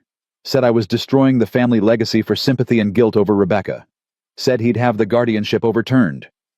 Can he do that? Ben demanded. He'll try. He's already talking to Judge Blackwood. They're friends or close enough. He's going to challenge my fitness as guardian. Claim I'm not sound, that grief has made me irrational. Has it? Josie asked quietly. Colt met her eyes. I don't know anymore. Maybe he's right. Maybe I am acting irrationally. But rational or not, I meant what I said. I'm not abandoning you. Even if it cost you everything. I already told you everything's already gone. Rebecca took it with her when she died. This gives me purpose again. Gives me something worth fighting for. He moved to sit beside her, his voice dropping. I know you don't fully trust me. Know you have every reason to doubt. But Josie, I'm asking you to believe this one thing. I'm not leaving you to face my father alone. What did he say exactly? Emmy asked from the doorway. What were his specific words? He said the Fletchers were a problem he'd already solved, and I was making them a problem again. He said he'd prove I was unfit. have the guardianship dissolved, and make sure you left the territory permanently. Colt's jaw tightened. He said family came first, and I was choosing wrong. What did you say? I said family should come first, but he'd forgotten what family meant when Mother died. I said building an empire on other people's suffering wasn't legacy, it was tyranny. I said I'd rather lose everything and have a clear conscience than inherit guilt. Emmy made a sound that might have been approval. How did he respond? He threw me out, said I wasn't welcome at the ranch until I came to my senses, said I could sleep in line cabins with the other hired help since I seemed to prefer them to family. Colt's voice was flat. He's disowning me, making it official. Good, Emmy said, and everyone stared at her. If he's disowning you, he can't claim you're acting on his behalf. Can't say the guardianship is a Bridger Ranch scheme. It becomes personal choice, which is harder to challenge legally. That's a cold comfort when I've just lost my inheritance. Is it? What were you inheriting? Land and money and guilt? Now you've got freedom. Emmy's expression was stern. You're 29 years old, educated, capable. You can build something of your own instead of inheriting something stained with other people's suffering. Build it with what I've got, some money Mother left me, but not enough to buy land or establish a ranch. Then don't establish a ranch. Do something different. Emmy looked at Josie. What were your father's plans before he died? Before the debts destroyed him? Josie tried to remember. It felt like another lifetime, those conversations around the table when Pa still believed in futures worth planning. He wanted to grow crops. Said the valley had good soil if you could get water to it. Wanted to establish a farm that could feed families instead of just cattle. Her voice softened with memory. Mother loved the idea. Said feeding people was holier work than raising beef for rich men's tables. There's your plan, Emmy said. Colt's got Rebecca's inheritance money. You've got farming knowledge. Combine them. Buy land somewhere Nathaniel doesn't control. Start a farm. Build something honest. That's insane, Ben said. We don't have enough money for land. Don't have equipment or seed or any of the things you need to farm. No, but you have time.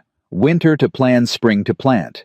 You work other people's land this spring, save money, learn more. Then next year you buy your own. Emmy's voice was firm. Rome wasn't built in a day. Neither are dreams. But they don't get built at all if you don't start. Ruth was writing furiously in her journal. We'd need $500 minimum for decent land and basic equipment. Maybe more if we want anything that doesn't require complete rebuilding. I have $400 from Mother's inheritance, Colt said slowly. And I can work. So can Ben. Between us, we could earn the rest by spring if we're careful. Where would we live while we're earning? Josie asked. Can't stay at the line cabin now. Can't stay here forever. There's abandoned homesteads scattered through the territory, Emmy said. Families who tried and failed. Their cabins sit empty. You could claim one, fix it up, make it livable. Not legal ownership, but shelter until you can buy proper land. We'd be squatters again, Ben observed. You'd be survivors again, Emmy corrected. There's no shame in using what's available to build toward what you want.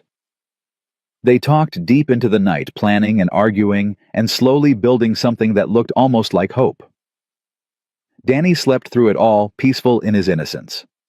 But the rest of them wrestled with details and possibilities, and the terrifying prospect of trying to build something permanent in a territory designed to break people like them.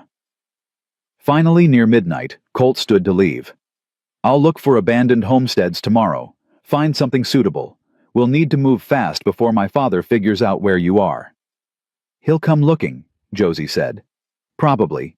But this territory's big enough to lose people who want to be lost. We just have to stay ahead of him until spring. Then we build something he can't take. After he left, Josie stood at the window watching snow begin to fall again.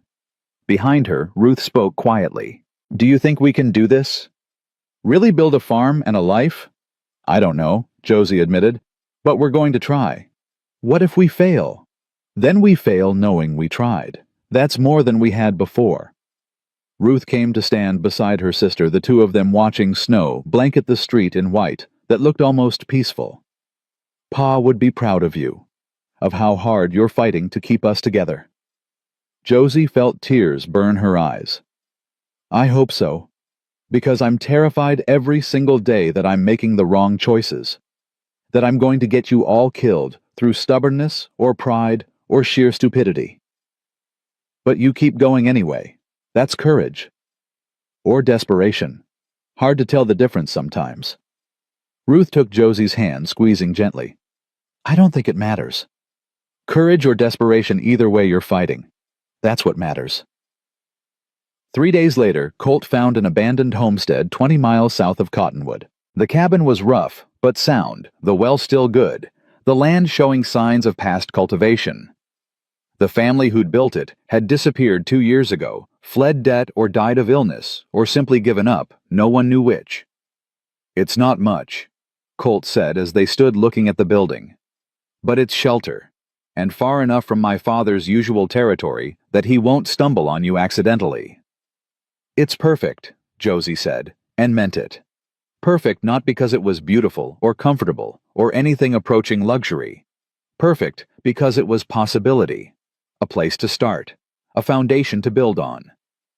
They moved in that afternoon, carrying their few possessions and Emmy's donations, and hope that weighed nothing but somehow felt heavier than all the rest. Ben immediately set to repairing the worst damage. Ruth organized supplies with the efficiency of someone much older. Danny explored with 6-year-old enthusiasm, declaring it better than the lean-to, and therefore acceptable. Colt worked alongside them, and Josie watched him transform from rancher's son to simple laborer. He split wood without complaint, hauled water, fixed the door that hung crooked, never once acted like the work was beneath him, or like he was doing them a favor by helping. Evening found them exhausted around a fire in the cabin's stone hearth. They ate simple food and drank coffee that Colt had brought, and for the first time in months, Josie felt something that might have been peace. "What happens now?" she asked quietly. "Now we work.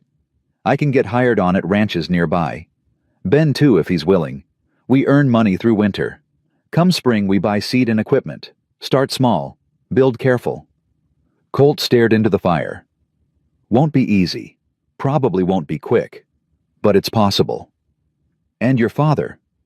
He'll keep trying to destroy this. Might succeed. But at least we'll have tried something worth doing." He looked at her directly. "Josie, I need you to understand something. I'm not doing this to trap you, or control you, or make you dependent. The guardianship is legal protection, not ownership. You want to leave, you leave. You want to make your own choices, you make them. I'm offering partnership, not dictatorship." "Partnership," Josie repeated, testing the word. It felt strange, foreign. She'd been independent for so long, responsible for everything that sharing decisions seemed almost impossible. But also necessary. Also right. "Partnership," she agreed. "We build this together. Equal partners." "Equal partners," Colt echoed and held out his hand. Josie took it, feeling calluses that matched her own. Working hands. Honest hands. Hands that had saved her brother's life and given her family a chance at something beyond mere survival. Outside, snow fell heavier, burying the valley in white that would last until spring. But inside the rough cabin, 5 people who'd become family through choice, rather than blood, sat around a fire and planned futures worth fighting for. And somewhere north, in a ranch house that had become a mausoleum for a grieving man's empire, Nathaniel Bridger stood at his window and wondered when exactly he'd lost his son to people who had nothing except stubborn dreams and each other. The war was coming. Both sides knew it.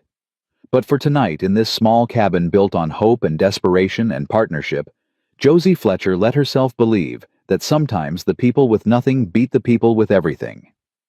Sometimes love was stronger than empire, and sometimes that was enough. Winter wore on with the slow cruelty of something that knew it had time. January turned to February, and the snow that had seemed almost beautiful that first night became an enemy they fought daily. But they fought together, and that made the difference. Colt found work at a ranch 40 miles west, too far to visit daily, but close enough to send money weekly. Ben hired on with a cattle outfit that needed winter hands. his youth offset by desperation that made him work twice as hard as men twice his age. The money came slow but steady, and Josie kept careful accounts in the margins of her mother's Bible, watching numbers grow toward the dream of $500 and land that belonged to them absolutely. She took in sewing when she could, mending clothes for families who had more children than time. Ruth helped her small fingers quick with a needle, and together they earned pennies that became dimes that became dollars. Danny grew stronger, his fever a fading memory, and spent his days reading the books Colt brought and asking questions about everything. They were surviving. More than surviving, they were building something. But Nathaniel Bridger hadn't forgotten them. The first sign came in late February when a man appeared at their cabin asking questions. He claimed to be a territorial census taker, but his eyes were too sharp and his questions too specific about who owned the property and who'd given them permission to be there. "We're not squatting," Josie told him, her voice steady, despite fear that made her hands shake. "This land's abandoned. We're making use of what no one else wanted." "Abandoned land still belongs to the territory, or to whoever holds the claim." The man's smile was unpleasant. "Just seems odd. 4 people living here. No adult male head of household. Makes a person wonder about the arrangement." "Wonder all you want. We've got legal guardianship papers filed with the territorial court. We're here legally." Legal guardianship from Colt Bridger, Nathaniel Bridger's disowned son. The man's voice carried satisfaction. "Whole territory's talking about it. The Bridger heir throwing away his inheritance for—" He looked at them with open contempt. "For charity cases."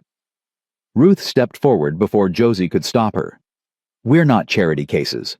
We're people who lost everything and are building it back. Maybe that's a concept you don't understand, living off asking nosy questions for money, but some of us actually work." The man's face darkened. "Careful, girl. Smart mouth can get you in trouble. So can trespassing on private property, asking questions you've got no right to ask." Ben appeared in the doorway, and though he was only 14, something in his stance made the man step back. "Think you'd better leave now." The man left, but his parting words hung in the cold air. Nathaniel Bridger doesn't forget people who cross him, and he doesn't forgive. You tell Colt that. Tell him his father's got a long memory and all the time in the world. After he left, Josie found she was shaking. Not from cold, from anger and fear and the exhaustion of constantly watching over her shoulder. "He's going to keep coming after us," Ben said quietly. "Nathaniel, he's going to keep sending people, keep pressuring, keep trying to break us." "Let him try." Ruth's voice was fierce. "We've survived worse than angry rich men." "Have we? Because rich men have power, we don't. They have influence and money and ways of destroying people that don't involve violence. That makes them more dangerous than weather or hunger. Then we'll be more stubborn than they are powerful." Josie pulled herself together, forcing steel into her spine. "We've come this far. We're not quitting now." But that night, alone in the dark, while her siblings slept, Josie let herself feel the full weight of fear. They'd made an enemy of someone who controlled half the territory. Someone who saw them as problems to be solved rather than people to be respected. How long could they really hold out against that kind of power? She didn't have an answer. So she did what she'd been doing for months. She got up the next morning and kept fighting. Colt arrived 3 days later with news that made her blood run cold. "My father's called a meeting. All the major landowners, territorial officials, Judge Blackwood. He's making his announcement about land consolidation." Colt's face was grim. "And he specifically mentioned the Fletcher situation as an example of why stronger property laws are needed." "What does that mean?" "It means he's using you as proof that homestead claims are too easily challenged. That squatters, his word not mine, can exploit abandoned land without proper authority.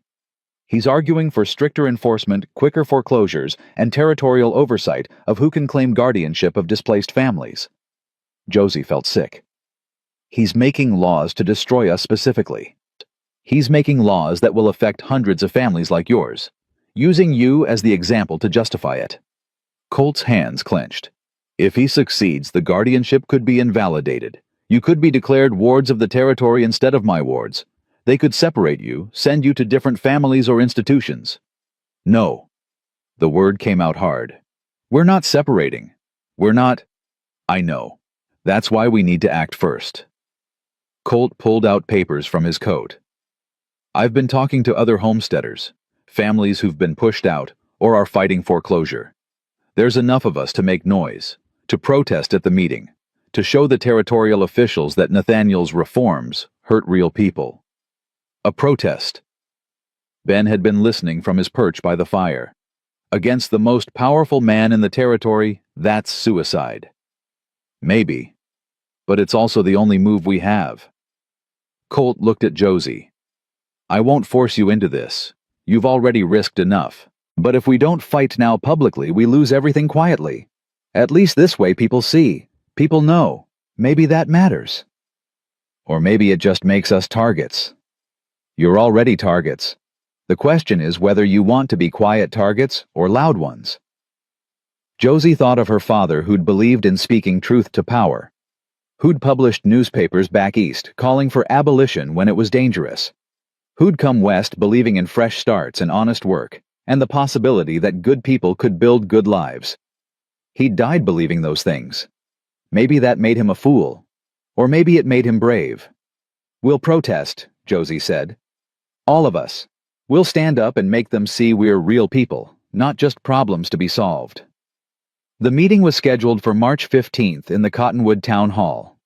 Colt spent the intervening weeks gathering support, riding between homesteads and small ranches, talking to people who'd been hurt by consolidation or feared they'd be next. By the time the meeting arrived, he'd assembled nearly 50 families willing to speak. Josie dressed carefully that morning, wearing Rebecca's best dress that Emmy had altered. She braided Ruth's hair and made sure Ben's shirt was clean, and Danny looked as respectable as a 6-year-old could look. They were going to face Nathaniel Bridger and everyone who mattered in the territory. They needed to look like people worth listening to. The town hall was packed. Landowners filled the front rows dressed in suits that cost more than the Fletcher family had earned in a year. Behind them, homesteaders and small ranchers crowded together, their worn clothes and weathered faces, telling stories of hard work and harder lives. And in the very back, standing because all the seats were taken, Josie and her siblings waited with Colt beside them. Nathaniel Bridger stood at the front with Judge Blackwood and several territorial officials. He looked exactly like Josie had imagined, silver-haired, commanding, wearing authority like a tailored coat. When he spoke, his voice carried easily through the hall. Gentlemen, we're here to discuss the future of land management in Arizona Territory. As you know, our current system allows for too much exploitation. Abandoned claims become squatter territory. Foreclosed land sits in legal limbo. Families without proper documentation claim guardianship arrangements that serve no one's interests. He was looking directly at Colt as he said it. The implication was clear. I'm proposing stricter oversight, faster foreclosure processes, and territorial review of all guardianship arrangements, particularly those that appear designed to circumvent legitimate property transfer. Nathaniel's voice was reasonable, logical, the voice of someone solving problems rather than creating them. These reforms will bring order to chaos, will ensure only serious claimants hold land, will protect against exploitation. A murmur of agreement ran through the front rows. The landowners liked what they were hearing. Order meant control. Control meant they kept what they had and could take what they wanted. But Colt was already moving forward, cutting through the crowd with purpose. Father, I'd like to address the gathering. Nathaniel's expression went cold. This is a meeting for legitimate landowners. You forfeited that status when you chose sentiment over sense.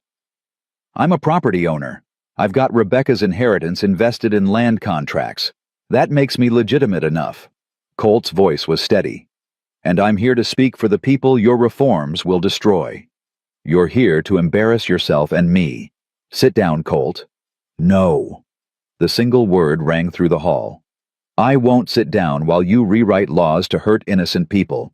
I won't be silent while you use my guardianship of the Fletcher family as an excuse to consolidate more power. Judge Blackwood cleared his throat.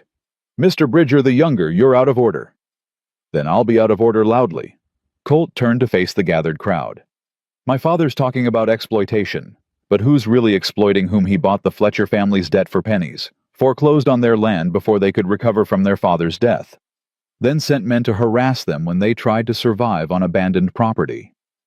When I offered them legal protection through guardianship, he called it sentiment, called it circumventing property transfer. But what it really is mercy. Something this territory seems to have forgotten. That's enough. Nathaniel's voice was sharp. You're speaking from grief, not reason. Everyone knows you're not yourself since Rebecca died. You're right. I'm not myself. The self I was before would have stayed quiet, would have let you destroy another family without speaking up, would have inherited your empire and your guilt and called it legacy. Colt's voice rose. But Rebecca's death taught me something. Taught me that legacy isn't land or money or power. It's what you build that outlasts you. And I don't want to be remembered as the man who stood by while innocent people suffered. Josie felt her throat tighten. She hadn't expected this. Hadn't expected Colt to stand so publicly against his father. To risk not just inheritance, but reputation and social standing and everything men like him were taught to value. But he wasn't done. My father says abandoned land becomes squatter territory. But maybe that's because his foreclosures create abandoned land. Maybe families leave because men like him make survival impossible. Maybe the problem isn't too much freedom for homesteaders. Maybe it's too much power for empire builders. The homesteaders in the back began to nod. A few called out agreement. The energy in the room was shifting. Nathaniel felt it too. His face darkened. You're a fool, boy, speaking against your own interests, against your family. No, I'm speaking for my family, the family I chose, the 4 people you're trying to destroy because they inconvenience your plans. Colt gestured to the back where Josie stood. Come forward, all of you. Let them see who they're voting to hurt. Josie's legs didn't want to move. Fear had frozen her. But Ruth took her hand, and Ben took her other hand, and together they walked forward through the crowd that parted for them. Danny clung to Ben's coat, his eyes huge with fear and confusion. They reached the front, and suddenly Josie was standing before everyone who mattered in the territory. Everyone who'd ignored them or turned them away or benefited from their suffering. She wanted to run, wanted to hide, wanted to be anywhere but here. But Colt's voice was steady beside her. This is Josephine Fletcher, 24 years old. She's kept her siblings alive for 8 months after losing both parents. She's survived poverty and illness and winter and your father's foreclosure. She's done it with no resources except determination and love. Tell me, Father, how is that exploitation? How is helping her circumventing anything except your cruelty? Nathaniel's face was stone. She's a sad case, but cases like hers are why we need reforms. Sentiment doesn't serve the territory's long-term interests. No. Sentiment doesn't serve your interests. There's a difference. Colt turned to Judge Blackwood. Your Honor, I'm asking you to consider what these reforms really mean. Faster foreclosures mean more displaced families. Stricter oversight means territorial control of private decisions. And invalidating guardianship arrangements means children separated from siblings, people thrown into institutions or worse. Is that really the Arizona territory we want to build? Blackwood looked uncomfortable. His eyes moved from Nathaniel to Colt to Josie and her siblings. Mr. Bridger the Elder has made valid points about legal clarity. Legal clarity that happens to expand his holdings and eliminate competition. That's not reform. That's consolidation dressed up as public good. Colt's voice was hard. And I'm asking you to see it for what it is. Emmy pushed through the crowd, her presence commanding despite her small stature. Judge Blackwood, I'm Dr. Emmeline Chen. I treated Daniel Fletcher when he was dying from fever. I've watched this family fight for survival while men with power tried to crush them. Mr. Nathaniel Bridger's reforms aren't about order. They're about eliminating obstacles to his expansion. And if you approve them, you're complicit in destroying every small family trying to build a life in this territory. Others began to speak. A rancher who'd lost land to Bridger foreclosure. A widow whose husband had died in Bridger-owned mines. A farmer whose water access had been cut off when Nathaniel bought upstream property. Story after story, building into a chorus of voices that couldn't be ignored. Nathaniel tried to regain control. These are isolated incidents. Unfortunate but not representative of standard business practices. They're not isolated. A man stood from the middle rows. Josie recognized him, Abe Washington, the Bridger Ranch foreman. "Mr. Bridger, I've worked for you 15 years. I've watched you go from hard but fair to ruthless. Since Mrs. Rebecca died, since grief made you mean, you've used power without mercy. These reforms are just more of the same." The betrayal on Nathaniel's face was almost painful to watch. His most loyal man speaking against him publicly. "Abe, you're fired." "Expected that. Worth it." Abe looked at Colt. "Your boy's right. Rebecca would have wanted this, would have stood with these people. I'm standing with them for her memory." The room erupted in voices, some supporting Nathaniel, some supporting reform, but most expressing doubt and concern. Judge Blackwood called for order, his gavel coming down repeatedly. Finally he stood. "I'm tabling the reform proposals, sending them back to committee for review. We'll reconvene in 3 months after proper public comment period." He looked at Nathaniel. "Mr. Bridger, I respect your concerns, but this gathering has raised valid questions about unintended consequences. We need more time." It wasn't victory, but it wasn't defeat either. It was time. Precious time to build and plan and become strong enough to withstand whatever came next. Nathaniel left without looking at his son. The crowd dispersed slowly, homesteaders celebrating small triumph, while landowners muttered about sentiment over sense. And Josie stood with her siblings and Colt, and felt the weight of what they'd just done. "We made an enemy for life," Ben observed. "We made a stand," Ruth corrected. "There's a difference." "Is there? Because we still don't have land, still don't have security. We just delayed the inevitable." "No." Josie's voice was firm. "We changed the inevitable. We showed people we matter, that we're willing to fight. That's not nothing." Colt was quiet, staring at the door his father had left through. Josie touched his arm gently. "I'm sorry. About your father. About making the break complete." "Don't be. It was already broken. This just made it honest." He looked at her, and something in his eyes made her breath catch. "Josie, there's something I need to tell you. Something I should have said weeks ago." "What?" "I didn't do this just for guardianship. Didn't offer protection just to honor Rebecca's memory or prove something to my father." His voice dropped. "I did it because somewhere between finding you in that blizzard and watching you fight for your family, I started caring. About you specifically. About the possibility of building something with you." Josie felt her heart hammer. "Colt, You don't have to say anything. I know the guardianship complicates things. Know you might see me as obligation rather than choice. But I wanted you to know. Wanted it said before anything else happened." "Why now?" "Because I stood in that hall and spoke truth I've needed to speak for years, and it felt like finally being honest about what matters. You matter, Josie, not as a ward. As a woman I respect and admire and—" He stopped, seeming to struggle. "As someone I could love, if you'd allow it." The words hung between them. Josie thought of everything that had happened. The blizzard, the fever, the cabin, the guardianship, all of it building toward this moment where a man who'd lost everything was offering her his heart along with his protection. She thought of Rebecca dead 4 months and wondered if it was too soon. Thought of the complications and the gossip and the ways this could make everything harder. Then she stopped thinking and let herself feel. "I can't promise love yet. Can't promise anything beyond gratitude and respect and the beginning of trust." She met his eyes. "But Colt, I can promise I'll try. That I'll be honest. That if something grows between us, I'll tend it carefully instead of running from it."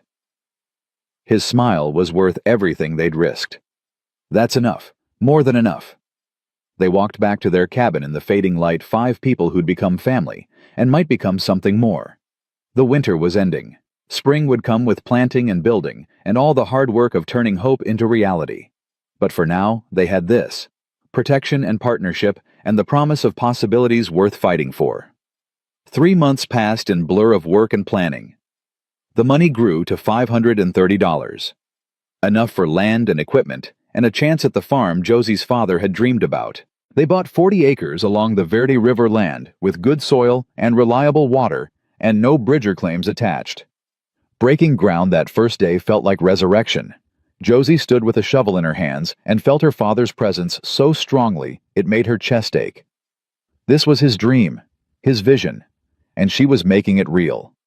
Ben worked beside her 14, but strong with winter labor. Ruth kept accounts with the precision of someone twice her age. Danny ran between them all, bringing water and asking questions, and simply being alive and healthy and happy. And Colt worked harder than any of them, proving through sweat and calloused hands that his commitment was real and lasting. The first crops went in under spring sun: corn and beans and squash. The three sisters, Pa had called them. Plants that supported each other grew stronger together than separate, like family. Judge Blackwood's committee met again in June and quietly killed Nathaniel's reforms. The territorial governor had gotten wind of public opposition and wanted no part of controversial land laws in an election year. It was political calculation rather than justice, but the result was the same homesteaders could breathe easier. Nathaniel himself remained distant and silent.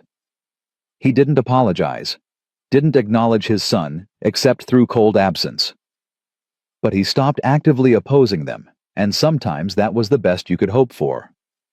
On a warm evening in July, Colt asked Josie to walk with him by the river.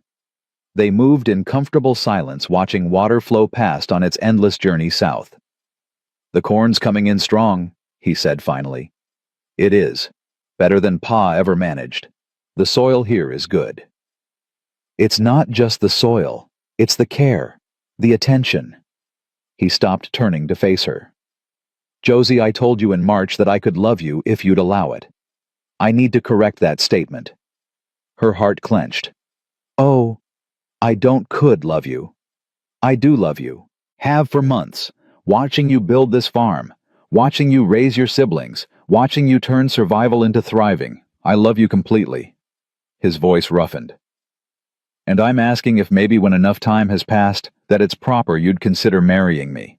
Not because of guardianship or obligation. Because of choice." Josie looked at this man who'd saved her family and loved them into wholeness. This man who'd given up inheritance for integrity. Who'd stood against his father for people he barely knew. Who'd worked himself raw to help build someone else's dream. "Rebecca's only been gone 7 months," she said carefully. "I know. I'm not asking for now. I'm asking for someday. When grief has loosened its grip, when you're certain I'm not just looking for replacement or refuge." His gray eyes held hers. "I loved Rebecca completely. Her death shattered me. But Josie, loving you doesn't diminish that. It honors it. She'd want me to live, to love again, to build something beautiful from grief." "You're sure?" "I'm sure of you.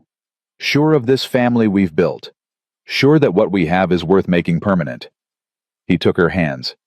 "Say you'll think about it at least." Josie thought about the future they were building. Thought about partnership becoming permanence. Thought about her siblings having a father figure who chose them deliberately. Thought about herself having a partner who saw her as equal rather than dependent. "I don't need to think about it," she said quietly. "Yes, someday, when proper time has passed, I'll marry you. I'll choose you the way you chose us." His kiss was gentle and certain, and tasted like promise. A year later they married in a small ceremony with Emmy officiating and 50 homesteading families celebrating. Ruth caught the bouquet and declared she'd never marry. Ben gave Josie away with the solemnity of someone who understood he was entrusting his sister to someone worthy. Danny scattered flower petals with enthusiasm that made everyone laugh. And Nathaniel Bridger stood at the back of the gathering, uninvited but present. When it was over, he approached slowly. "Son, Father, I was wrong. About a great many things. But primarily about this." Nathaniel looked at Josie, and something in his stern face softened almost imperceptibly. You built something honest. Something Rebecca would have loved. I can't undo the hurt I caused. Can't take back words or actions. But I wanted you to know, I see what you've built. And He struggled visibly. I'm proud of you. It wasn't reconciliation, wasn't forgiveness or restoration, but it was acknowledgement. And sometimes that was enough. Colt nodded slowly. Thank you. That matters. Nathaniel left without staying for the celebration. But the fact that he'd come, that he'd spoken, meant something was shifting. Grief was loosening its grip on them all. The farm prospered. The Fletcher Bridger homestead became known throughout the territory as an example of what determination and partnership could build. They hired hands in busy seasons, paying fair wages and treating workers like humans rather than tools.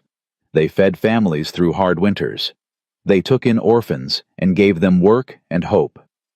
Danny grew up healthy and strong, educated beyond what most frontier children could hope for. He became a teacher, carrying his father's love of learning forward.